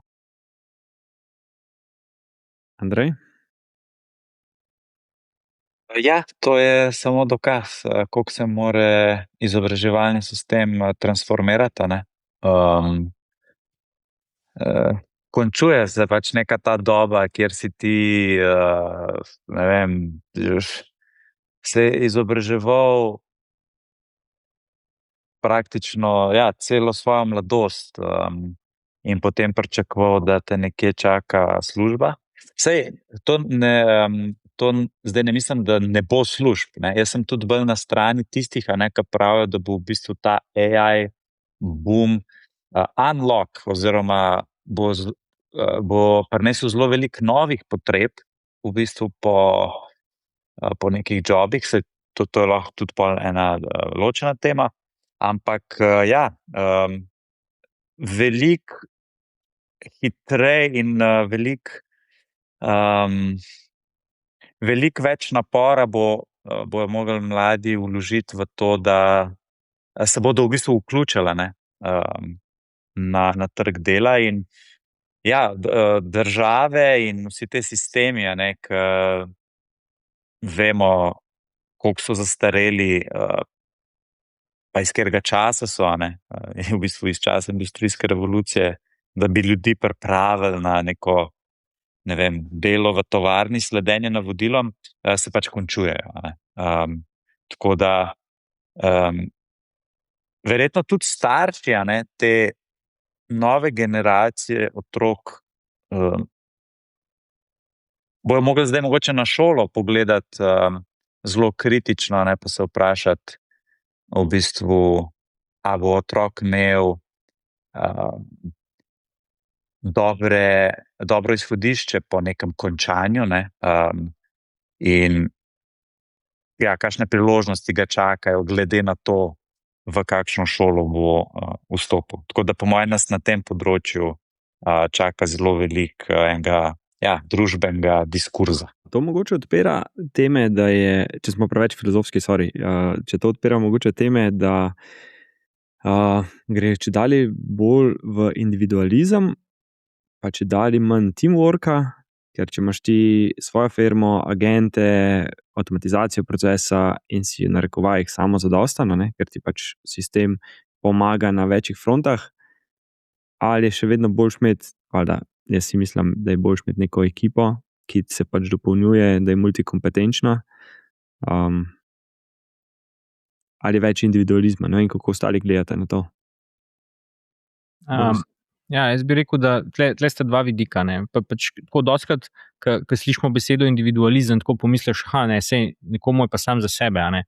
Moja vsaka uspešna firma obstaja zato, da v bistvu zadovoljuje potrebe drugih. Na tak način firma dela denar. Tako da po moje res uspešen podjetnik ne sme biti pretiran individualist, ker to pomeni, da ne bo znal sploh prepoznati te priložnosti na trgu, da pomaga drugim, in pol je seveda plačan za to. Druga stvar, kar se pa tiče timskega dela, jaz mislim, da res je tle ogromen presek med ljudmi, ki so dobri pri delu, ki so recimo dobri menedžerji ljudi, in ljudmi, ki bodo v bistvu tudi dobri pri menedžiranju ekip agentov. Ker mislim, vse take lastnosti kot to, kdaj v bistvu nekomu dati navodila za nekaj, pa koliko natančno, pa kdaj v bistvu za njim preveriti, a je nekaj v redu ali ni, pa kje je mogoče recimo kakšen proces popisati, pač kako si organizirati svoj čas, pač vse neke take lastnosti, ki so bile v bistvu klasičnem managementu pomembne, se mi zdi zdaj ohranjajo svojo relevantnost. Meni je zdaj ena stvar misliti tako, ki si to povedal, v bistvu je ful dober kot skill set, pa se strinjate s tem, ali pa kakšno vaše mnenje, da si curious, but yet humble. Na nek način, da tudi če nimaš neki ful izkušenj, da si ful upaš, drznaš, ampak še vedno malo za rezervo, ker če ne poznaš sistema, pa ne veš, kako zadeva funkcionira, pa dela, da se greš all in, ampak malo zadržkom, ne vem, kako bi to rekel, da si previden na tej poti. Ker se lahko zelo hitro polomaš, ker če vemo, da kakor so sistemi people pleaseri, oziroma nastavljeni na takšen sistem, te lahko tudi zelo hitro zavede z neko halucinacijo, pa ko se boš polomil, ti bo rekel, pa res ne, to pa je bila res napaka, ker si pač na prvo žogo verjel, če se zdaj pohecam, tako kot so te reklame od Opene, oziroma od Antropika za ChatGPT, v bistvu kontra, a ste videli reklame, verjetno, ker pač nagovarja, kako je pač people pleaser in pa pač z reklamam da čestno, ampak Simon, bi še kaj dodal tukaj? Glede vprašanja, ki sem prej rekel. Jaz sem vmes, Klemen, ti si rekel, da si gledal en dokumentarc, jaz sem ga dal zdaj v chat, The Thinking Game, se mi zdi ful dobro, da se ga deli z ostalim, če ga mogoče še kdo ni pogledal. Meni je najbolj fascinantna zadeva v tem delu predstavitve, da 2 meseca nazaj skoraj 500 milijonov, kaj to, pol milijarde ogledal, tako da res je dober. Mene Ma to Google itak na svoj mlin, malo za boosta te view-je. Ampak je meni dal kar malo zamisliti, ta dokumentarc, kaj je res v smislu ne samo off the shelf ponudnike, s katerim imamo mi stik, oziroma kaj vse tehnologija omogoča. Ja, mogoče lahko še delim tukaj ene misli svoje včerajšnje, ker sem se vozil in sem poslušal podcast.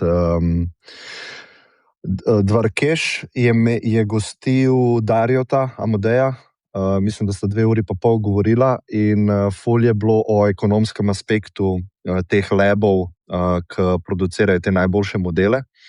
In mi je bilo zelo zanimivo, ker je rekel, da recimo, da oni 1 milijardo porabijo za natreniranje enega modela in sam ta model po sebi, če bi ga pač gledali, je profitabilna stvar. Če bi ta model tretirali kot firma, je s tem vložkom naredil z pač serviranjem tega modela profit. Ampak, ker morajo oni naslednji model natrenirati, za katerega porabijo 10 milijard, so pač konstantno v negativi, a ne, te labi. Se pravi, konstantno delajo minus, ker morajo naslednji model natrenirati, ki bo prinesel prihodke šele po svojemu treningu. In je rekel tako, ne, da te igre se ne moreš iti drugače, zato ker če ne boš natreniral naslednjega modela, ki bo frontier, ne boš imel prihodkov. In v bistvu cel game je, da ti prepričaš nove investitorje, da spet vložijo denar noter v ta lab, da se natrenira nov model. No in zdaj to dela ene 3 do 4, 5 firm na svetu, ki imajo kapital, ki imajo liderje, ki uspejo prepričati VC-je, da jim dajo denar. No, mi smo pa tukaj v zadju, ne. Se pravi, mi vsi, noben od nas ne dela v teh labih, noben od nas ni lastnik teh labov, mi lahko ta initial cost preskočimo in serviramo to inteligenco v nišnih aplikacijah ali pa v nišnih rešitvah in v bistvu boljše pozicije sploh ni. Ker dostikrat se v tem socializmu govori, te najboljši bojo samo prosperirali, mi bomo pa ostali odzadaj. Ampak glih obratno je, ne. Oni delajo za nas research, oni porabijo full denarja, mi pa to lahko serviramo in delamo profita, ne. In ni boljše situacije za rajo, podjetniško rajo, kakor je kadarkoli bila. In to je pač res treba izkoristiti v teh naslednjih letih, ne, se mi zdi. Klemen, to me je inspiriralo, ne, da omenim, ker recimo dostikrat se zdaj v povezavi z AI-jem v Evropi govori o tem načelu suverenosti. In do te mere, da sem videl, da v bistvu je tudi Slovenija, ki zdaj mislim, da je ne vem, zdaj to sprejeto ali ni, ampak nek osnutek nove strategije za umetno inteligenco iz zunaj, in osrednji pojem te strategije je suverenost. Torej, kako naj bi mi zdaj kot država promovirali uporabo nekih domačih modelov, sploh za najbolj občutljive primere uporabe, recimo v zdravstvu in podobno. In meni se to zdi grozljivo. Mislim, to je tako. Tam je ta na desetine, na stotine milijard vredna, bom rekel, vrednost, ki je nastala na račun, bom rekel, kapitalizma globalnega. In mi zdaj temu rečemo ne. Mi tega ne bomo uporabljali, mi bomo imeli tukaj le svojo hišno varianto, tukaj, ki smo jo razvili, zato da bomo lahko rekli, da smo suvereni. Mislim, jaz se sprašujem, če bi na drugih področjih uporabljali isto logiko. Recimo, da bi rekli, ne, mi hočemo biti suvereni glede zdravil in vsega, samo tisto, kar je na podlagi naših tukaj na rodni grudi narejenih dognanj prišlo, samo to bomo lahko uporabljali, pa nič drugega. Saj smo imeli Jugota, Boris. Ja, mi smo bili suvereni pri izdelavi svojega avta. Ja, pač taka vrsta suverenost in to se mi zdi je neverjeten strel v koleno in zamujena priložnost, mislim tako res na celi črti. Mislim, jaz tako rečem, pač mora se vsak vprašati, če gre za življenjsko pomembno odločitev, a bi rad, da to odločitev ti pomaga sprejeti en model, ki je stal 100 milijard, pa je po možnosti bil natreniran nekje v orbiti na nekih satelitskih datacentrih, ali bi rad, da je to prišlo iz ne vem, sosedovega računalnika tam v pisarni, ki mu melje. Mislim pač. Ja, poleg kapitala, ki si ga omenil, ko bojo ljudje pogledali ta The Thinking Game, bojo videli, da najpametnejši ljudje, ki obstajajo na planetu Zemlja, se ukvarjajo zdaj s tem in v bistvu delajo za nas in nam pripravljajo tehnologijo, ki jo lahko mi uporabimo. In se mi zdi, da to tudi ni nezanemarljivo, a ne? Ker ti imaš lahko, se zdaj vidimo, ti imaš lahko neomejen kapital, če nimaš ti ljudi, ki so pametni, pa sposobni, pa Nobelove nagrade dobivajo, tudi ne boš daleč prišel, a ne? Tako da pač več aspektov najboljših možnih stvari kapitalizma se zdaj dogajajo v teh labih in se mi zdi, da, ja, da bi bilo vredno, da to samo vzamemo, ki je na policiji, a ne? Pripravljeno za nas, a ne? Namesto da kompliciramo. Simon? Meni se pa, mislim, dokler ni tukaj zdaj neke pač prisile, da bi mogli uporabljati, ne vem, neke homegrown evropske modele, meni se sploh ne zdi to slabo kot pač nek policy. Zdaj, koliko je dobro implementiran je drugo, ampak načeloma pač tako Amerika kot Kitajska, ko sta recimo trenutno vodilna nekako pač dva pola, sta že večkrat pokazala, da brez vsakih zadržkov weaponizer kakšnokoli tehnologijo ali pa s providerja, ki je v njihovi domeni. Tako, ne vem, Amerika s Swiftom kot Kitajska, ko pa pač je tako ima njihova pač vojska / državni aparat dostop do vseh pač podatkov, ki jih ima kakšnakoli kitajska firma in pač to vse tako ali drugače več se uporablja. In tukaj zdaj biti da se mi zdi, da je pač, kakor nisem nek grozen pristaš Evropske unije, ampak če pač je neka vrednost je ravno v tem, da pač predstavlja vsaj neko približno, da nam daje možnost tega, da smo nek svoj pol, koliko je to uspešno, zdaj druga stvar, ampak načeloma to se mi zdi, da je pa še popolnoma smiselna pozicija, čisto iz nekega geopolitičnega gledišča, je popolnoma smiselna pozicija in je pravilna analiza situacije, da je to toliko fundamentalna tehnologija, da tukaj pač hočeš imeti to do neke mere homegrown. Kakor tudi bi bila pozicija Evrope precej drugačna, če ne bi imeli, recimo, ne vem, nekih lastnih jedrskih zmožnosti. Pač tako v smislu orožja, kot v smislu tega, da lahko gradimo svoje jedrske reaktorje in tako naprej. In tukaj pač hvala Bogu, da so vsaj pač to identificirali kot, da je toliko pomembna tehnologija, da ni tukaj samo nek ta zaničljiv odnos, ker to je pač, ne vem, naslednji telefaks, pa nekaj taka pač bedarija. In s to mislimo. Mislim, vse pač razumem s te free market kapitalizem pa tako naprej, ampak pač tukaj tudi to so različni nivoji, na katerih se pač se igra odvija in na nekem tem najbolj globalnem geopolitičnem nivoju, po mojem, to popolnoma smiselno. A je to zdaj smiselno iz vidika, ne vem, posameznika ali pa a je to smiselno ali pa uporabno iz vidika, ne vem, slovenskega startupa? Ne, ni. Ampak a je pa pravilno, da se o tem razmišlja, pa da tukaj pač obstaja neka strategija? Absolutno. Jaz bi sam na hitro dodal, torej, tle dejansko, mislim, za uporabo, naprimer konkretno v zdravstvu, obstajajo dejansko močne omejitve, torej v smislu tega, da se podatki ne smejo procesirati recimo izven meja Evropske unije ali pa v nekaterih primerih celo Slovenije. Tako da v bistvu tle te omejitve imamo. Jaz mislim, da ta strategija jih kodificira na nek način tudi za naprej. Jaz, ko gledam na to, mislim, jaz sem popolnoma za. Jaz bi si želel, da bi Evropa imela svoje data centre, da bi imela svoje modele. Dejstvo je, da jih nima. Ta trenutek te tehnologije na tak način nima zaradi preteklih odločitev. In jaz sam tle mislim, da dajmo poskušati čim več narediti glede na situacijo, v kateri smo. To, da si zdaj rečemo, ne bomo teh orodij uporabljali, zato ker obstaja možnost, da nas bodo potem Američani ali pa Kitajci zezali. Ja, mislim, pač to tako je, ampak pač to smo si skuhali sami. Zdaj se lahko samo še dodatno naprej omejujemo. To je tako, da bi rekli, da zato, ker nimamo pač 5G tehnologije, da pač ne smemo mobilnih telefonov zdaj imeti, dokler sami tega ne razvijemo. Kdo ve, koliko časa bo to trajalo, da bomo prišli do tja. To je mene strah. In mislim, realnost to živimo. Mislim, ljudje se sprašujejo, vsa umetna inteligenca in tako naprej, toliko se o tem pogovarjamo, zakaj recimo, ko jaz grem, ne vem, na upravno enoto, zakaj tam vse ne morem zmeniti z AI-jem, ali pa ne vem, zakaj moram čakati toliko časa na ne vem, neke preglede in podobne stvari, zakaj tle ni pohitritev. Ja, eden od razlogov je tudi ta, da imamo sistemske omejitve, pač, ki to onemogočajo.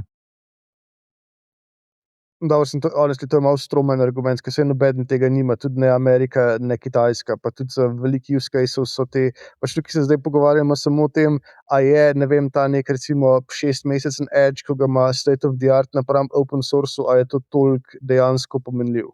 In sploh, ko se govorimo o nekem polno aplikativnem nivoju, honestly ne. Zdaj pač, okay, če bi zdaj tle damo v debato še nek hard take-off scenarij, potem je analiza pa seveda postane malo bolj zakomplicirana, ampak v svetu, kjer smo pa trenutno, pa tukaj ne vidim, mislim, je samo že to, da pač karkoli implementiraš pa rolloutaš pa na nekem, ne vem, če govorimo to na nivoju nekega javnega sredstva brez veze, pa pač open source bo dohitel, kar je bil state of the art, ko si začel ta projekt. No, ampak čakaj, tle so globi problemi. Ne? Prvič, vodilni v open source so zdaj Kitajci in čeprav so njihovi modeli večinoma open source, jih ne smemo uporabljati, zato ker so pač dvomljivega porekla, zato ker niso razkrili, na katerih podatkih so vse natrenirani in tako naprej. Tako da te opcije ni. Druga stvar, če gremo gledati kapacitete, data center kapacitete znotraj Evropske unije, pa to primerjamo s kapacitetami v Ameriki ali pa tudi na Kitajskem, so smešno majhne. Tako da, če bi mi zdaj hoteli celo gospodarstvo prestaviti na nek normalen tempo AI adoptiona, pa bi zahtevali to načelo suverenosti, spet nismo nikjer, in zato, ker imamo tudi večje omejitve, kot jih imajo zdaj ostali, kar se tiče gradnje novih kapacitet. Tudi za naprej se mi zdi, ne vem, pač, jaz mislim, da brez neke globje spremembe v načinu razmišljanja, pač tukaj nimamo dobre poti naprej. Ali začeti uporabljati kapacitete, ki so, ali pa spremeniti mentaliteto, pa začeti svoje graditi z nekim popolnoma novim tempom. Ne? Ali pa status quo, to je vedno opcija.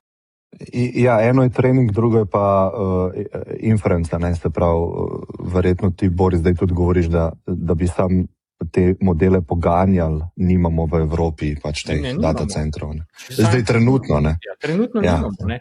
Mislim, jaz sem zdaj gledal, ker sem hotel neke serverje na Hetznerju vzeti, ker niti niso z GPU-ji, ne.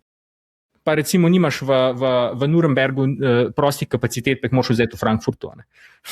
Mislim. No, jaz sem po drugi strani, pa recimo, če pogledaš, je pa Francija ena red, tako edina zahodna država, ko gradi nove jedrske kapacitete. Ker tudi recimo bo energy bo en velik problem, pa je to EU-wide pobuda, nejasno, da ne, pa če pa Evropa dela še vedno baterije, ker če energije, ampak znotraj Evrope pa še vedno to lahko obstaja. In tudi Američani trenutno sam, pa kljub vsem debirokratizaciji, ko se jo grejo, pa vsemu, kar pač Trump dela v pravilno smer, kar se tega tiče, še vedno Amerika, koliko novih reaktorjev gradi, nič. Pač upajo tam na neke te fusion reaktorje, pa mikroreaktorje, ampak to je pač trenutno bolj kot ne vaporware, medtem ko Francija pa pač konkretno gradi nove capability. Tako da tukaj tudi, če pogledaš cel supply chain, pa ni toliko več enoznačno. Pač ja, Američani so jasno, tudi pač so dobri in so bili vedno dobri v tem pač čisto ta zadnjem layerju in so ful dobri v propagandi pa tako naprej, ampak pač supply chain imajo pa oni tudi vsaj toliko močno kompromiran, kot mi.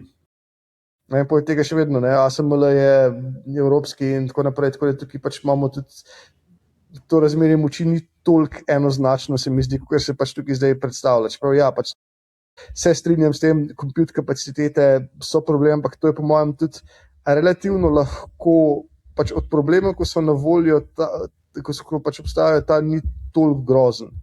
Sploh, če pač recimo imaš neko fleksibilno politiko, ki lahko postavljaš te data centre, pa imaš fleksibilno politiko glede tega, kako jih lahko napajaš. Francija je v dobri poziciji. Gradi nove jedrske elektrarne, imajo veliko vode in ta istočasno pač so dobro pozicionirani, recimo, če hočejo se v to smer bolj pomakniti. Na hitro to sem pogledal, zdaj ne morem preveriti zdaj takole na hitro, koliko je pravilen podatek, ampak verjetno je približno to. Recimo, data center capacity globalni 122 gigavatov, ampak to je bilo v bistvu Q1 lani. Od tega v Ameriki 53,7 gigavata, torej 44% globalne kapacitete, Evropska unija 10% globalne kapacitete. Tako da v bistvu že Q1 lani, preden so šli v ta masivni build-out, ki se zdaj dogaja, pa če gremo pogledati, kaj je vse planiran, so v bistvu je Amerika imela več kot 4-krat toliko kapacitet, s tem, da prebivalstvo je pa tam. Ok, da jaz presekam to debato zdaj. Dajte mi povedati, pokrijemo, Simon, nekaj si hotel spomesti. Četrtič, petič. Stari Simon bo rabo nek AI, da mu predviga mikrofone. To nujno. To bi mogel biti tako solve problem, da pač, ko sem tih, je stvar mitena, pa ko v usta začnemo... Saj drugače imaš lahko skozi pržgan, ker ni zvoka. Ne, kar se recimo tudi za ta build-out, vsi, pač kar trenutno je energy source of choice so turbine in vsi proizvajalci turbin so evropski, ker pač turbine je 90, pač ne vem, tam čez 90% market share ima kombinacija Siemensa pa Rolls-Roycea. In tudi tukaj, mislim, pač ta situacija je, pač tukaj toliko zelo podcenjevati Evropo tudi ni, da bi pač vrgli puško v koruzo. Je pa treba te stvari nasloviti zelo direktno, pa pač tudi kaj delati, ne samo pač tam roke vid pa govoriti o stvarih. Evo, če jaz probam to na nek način nazaj potegniti, v bistvu sami ste rekli prej, da ključen del so sredstva, ki so v predrazvoju, da lahko nekdo razvija dela, pa kuri ogromno energije, da mi pač uporabljamo to vrstne modele, drži. In zdaj v tem delu smo pač mi ful odvisni, pa po drugi strani ful hvaležni za to, ne. Tako da ja. Ampak kdo mogoče še kakšno zadevo za konec, da bi jo izpostavili? Danes se nismo dotikali v bistvu nobenih toolov, nobenih teh nekih latest updateov, ker se jih je zgodilo milijone v zadnjih pol leta. Bi še kdo mogoče kaj izpostavil, ali gremo na hitro sam čez, kaj se dogaja? Mogoče če jaz sam povzamem, no, lahko res minutka. Notebook je naredil ogromen preboj, kar se tiče generiranja od prezentacij zvoka, teh zadev, tako da notebook kot free tool, top zadeva. Microsoft je naredil tudi zelo velik napredek naprej, kar se tiče Frontier programa, če si ga vklopite, so zdaj v bistvu agenti integrirani v PowerPoint, Excel. Tako da pa Agent Builder je zdaj v bistvu noter, kjer si lahko agente s promptom enostavno pač gradimo. Kaj pa ostali, mogoče Groka jaz ne uporabljam toliko, če bi kdo kaj povedal, če kaj novega. Je kakšna zadeva, ki bi jo še izpostavili? Ja, jaz bi izpostavil feature na Astri. Čistko, glih včeraj smo prebili 3 milijone registriranih uporabnikov. Smo pač v vseh državah na svetu skoraj, razen Tonga. To je edina država, kjer nimamo uporabnika. Ampak čisto resno pa napadamo celo Evropo, mislim, da je 20-25 držav. In pa Latinska Amerika, ki se zdaj začenja šolsko leto, oziroma se je začel v začetku februarja. Tako da si hočemo tudi ta seasonality rešiti, ker poleti se vse ugasne, v Evropi pa v Ameriki. Latinska Amerika pa bi nam lahko to rešila, da se tam še vedno nadaljuje. Drugače pa ta exam prep feature, ki sem ga enkrat predstavil, mislim, da poleti, je v bistvu začel dobivati full traction in kmalu smo na 50-50 z vidika uporabe. Se pravi, 50% ljudi uporablja ta generalni tutor chat, ki je zgleda tako kot ChatGPT in se pač učiš. Valjda full drugih funkcionalnosti je še, ki podpirajo učenje, ampak ta exam prep je pa čist drugačna izkušnja, kjer ti zabašeš noter svoje materiale, ki jih moraš se naučiti, ustvariš mapo iz tega, dodaš želeno oceno, ki jo želiš dobiti, in pa kdaj imaš datum testa in ti naredimo popolnoma personalizirano učno pot. Zgleda tako kot Duolingo, lesson 1, lesson 2, lesson 3, na koncu imaš simulacijo testa. Tako da to lahko kdorkoli proba, je zastonj za probati. Ampak dejansko vidimo traction po vseh marketih s tem featurejem, tako da bomo šli še bolj globoko v ta proces. Tako da toliko na hitro, en plug za nas. Mogoče Boris, Simon bi še kakšen tool izpostavila? Jaz bi sam na hitro rekel, ker tega smo se sicer malenkost dotaknili tu in tam tekom današnjega pogovora, je to orodje OpenClaw. Tukaj gre za v bistvu agenta, ki je povezan z zelo različnimi sistemi, in predstavlja eno, bom rekel, vstopno točko za interakcijo z vsemi temi sistemi za uporabnika. Zdaj, zakaj mislim, da je zelo signifikanten? Pač jaz verjamem, da to, kar se je zdaj zgodilo v zadnjih, recimo, en mesec, mogoče malo več na tem področju, da je v bistvu stvar, ki je primerljiva z signifikantnostjo takrat, ko je prišel ven ChatGPT. In tudi nekaj je, kar se mi zdi, da smo se na tem podkastu v preteklosti večkrat pogovarjali, v smislu ta pojem osebne umetne inteligence. Torej, da v bistvu človek ni zdaj odvisen od sistemov, tako kot mu jih servirajo ponudniki različnih storitev, ampak ne, v bistvu je tam en umestni člen, neka, bom rekel, umetna inteligenca, ki ima celoten kontekst o posamezniku in tudi na nek način potem v bistvu njegova zanimanja in interese napram vsem tem ostalim ponudnikom zasleduje. In to mislim, da je zdaj pač postalo izvedljivo in bo imelo zelo velik, se mi zdi, vpliv na to, kako, na kakšen način delamo s vsemi temi sistemi. No, jaz recimo sam pri sebi opažam, da to, da nekdo recimo, da lahko zdaj prek telefona recimo, ali pa celo telefonskega pogovora upravljaš z nekimi pomembnimi sistemi, pač to je zdaj možno in v bistvu taka čisto nova uporabniška izkušnja. No. To se po mojem vsem splača mal v tem izobraziti, tistim poslušalcem, ki niso mogoče tega tako sami po sebi zasledili. No. Mogoče na hitro sam, Boris, se pravi, jaz sem zdaj, ga ne poznam, priznam, gledam, to poganjaš lokalno? Več možnosti imaš, ker to je tudi ta fleksibilnost, ki je meni všeč. Torej, eni ljudje recimo to poganjajo, eni dejansko poganjajo prav lokalni model, če imajo dovolj kapacitete, recimo si kupijo enega malo dražjega Maca in pol to tam pač poganjajo. Eni potem dejansko uporabljajo odprtokodne modele, ki jih pač kličejo prek API-ja, nekateri pa dejansko lahko tudi uporabijo kakšno, naročnino, če jo imajo na ChatGPT, recimo na Codex del, pa potem prek tega kličejo. Skratka, lepota tega sistema je ravno ta, da je fleksibilen v smislu, katere stvari želiš z njim povezati, katerega ponudnika želiš uporabiti, kje želiš gostovati model. Zdaj, negativna plat je pa, da zaenkrat je še vedno tako malo groba rešitev, ki zahteva, tle pa dejansko, bom rekel, zelo upravičeno, previdnost pri samih nastavitvah, varnostnih zadevah. Čistko bom rekel, ena stvar, ki jo morajo ljudje se zavedati, če povežejo tega agenta z svojim e-mailom, takim, bom rekel, lastnim, potem lahko nekdo, če pošlje sporočilo,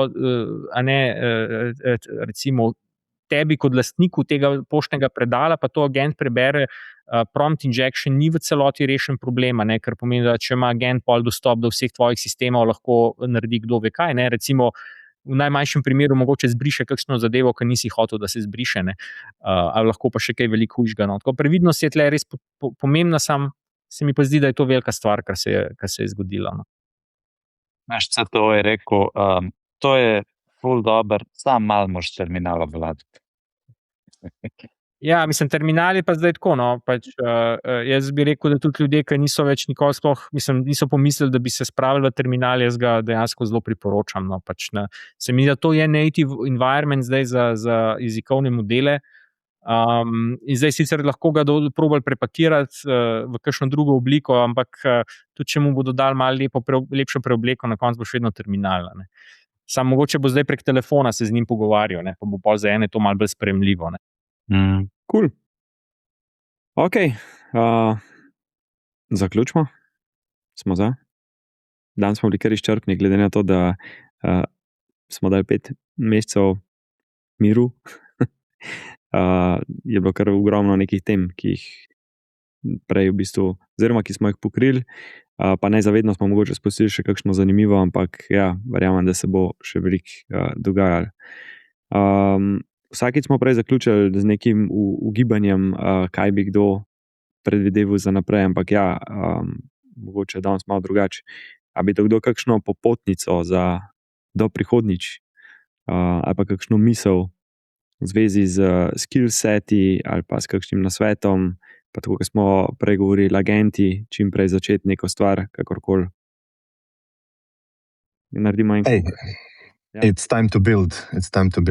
Ja, po mojem to, da si zastaviš, da med vsakim tem remotem, ko narediš nekaj, kar nisi še nikoli prej z AI-jem, boš v, eno leto poslušanja nepopisen napredek.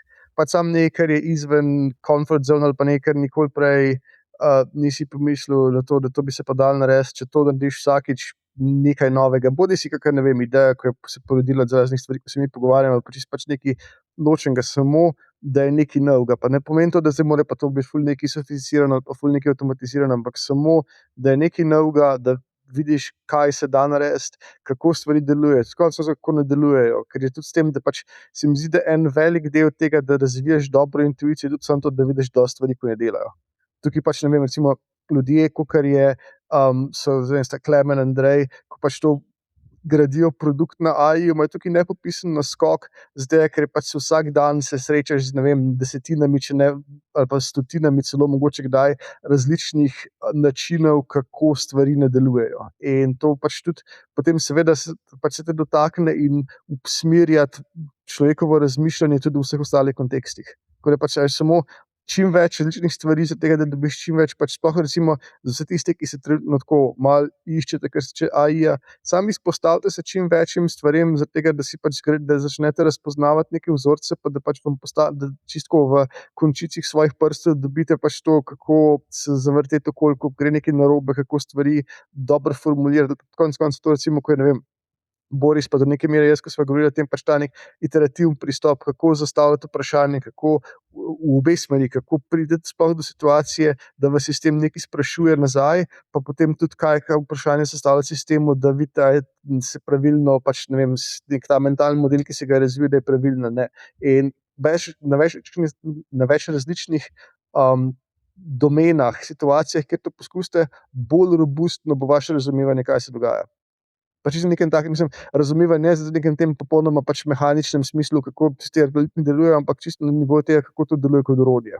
Ko je tudi za to, da lahko dobro vihtite kladivo, ne rabite poznati metalurgije, kako je pač treba, ne vem, tam skaliti jeklo, zato da je pač dobro kladivo, ko je dosti pač trdno, pa dosti dobro se pač odbija, pa tako naprej, ampak samo morate vihteti kladivo, tukaj je točno ista stvar, ampak pač dajte pa res vihteti to kladivo dosti. Huda prispodoba.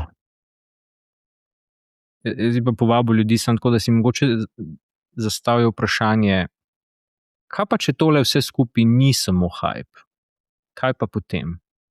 A sem pripravljen tudi na ta scenarij? Mogoče sam tako v spodbudo k razmisliti. Samo najbolj skrbno izbranim kitajskim modelom. Klemen, bi še kaj dodal? Ne, po mojem to je to. Andrej bo imel zadnjo misel in zaključimo. Ali pa je ne bo imel, ne vem. Zdaj si me to kdo na oder. Ja, moraš piti na prstih skozi. Bova s Simonom naslednjič pokomentirala notranjost prihajajočega Ferrarija, ki jo je oblikoval Johnny Ive. Tako da bo en tak cliffhanger. Lepo se imejte, v glavnem se slišimo, vidimo. Hvala ti, čau. Čau.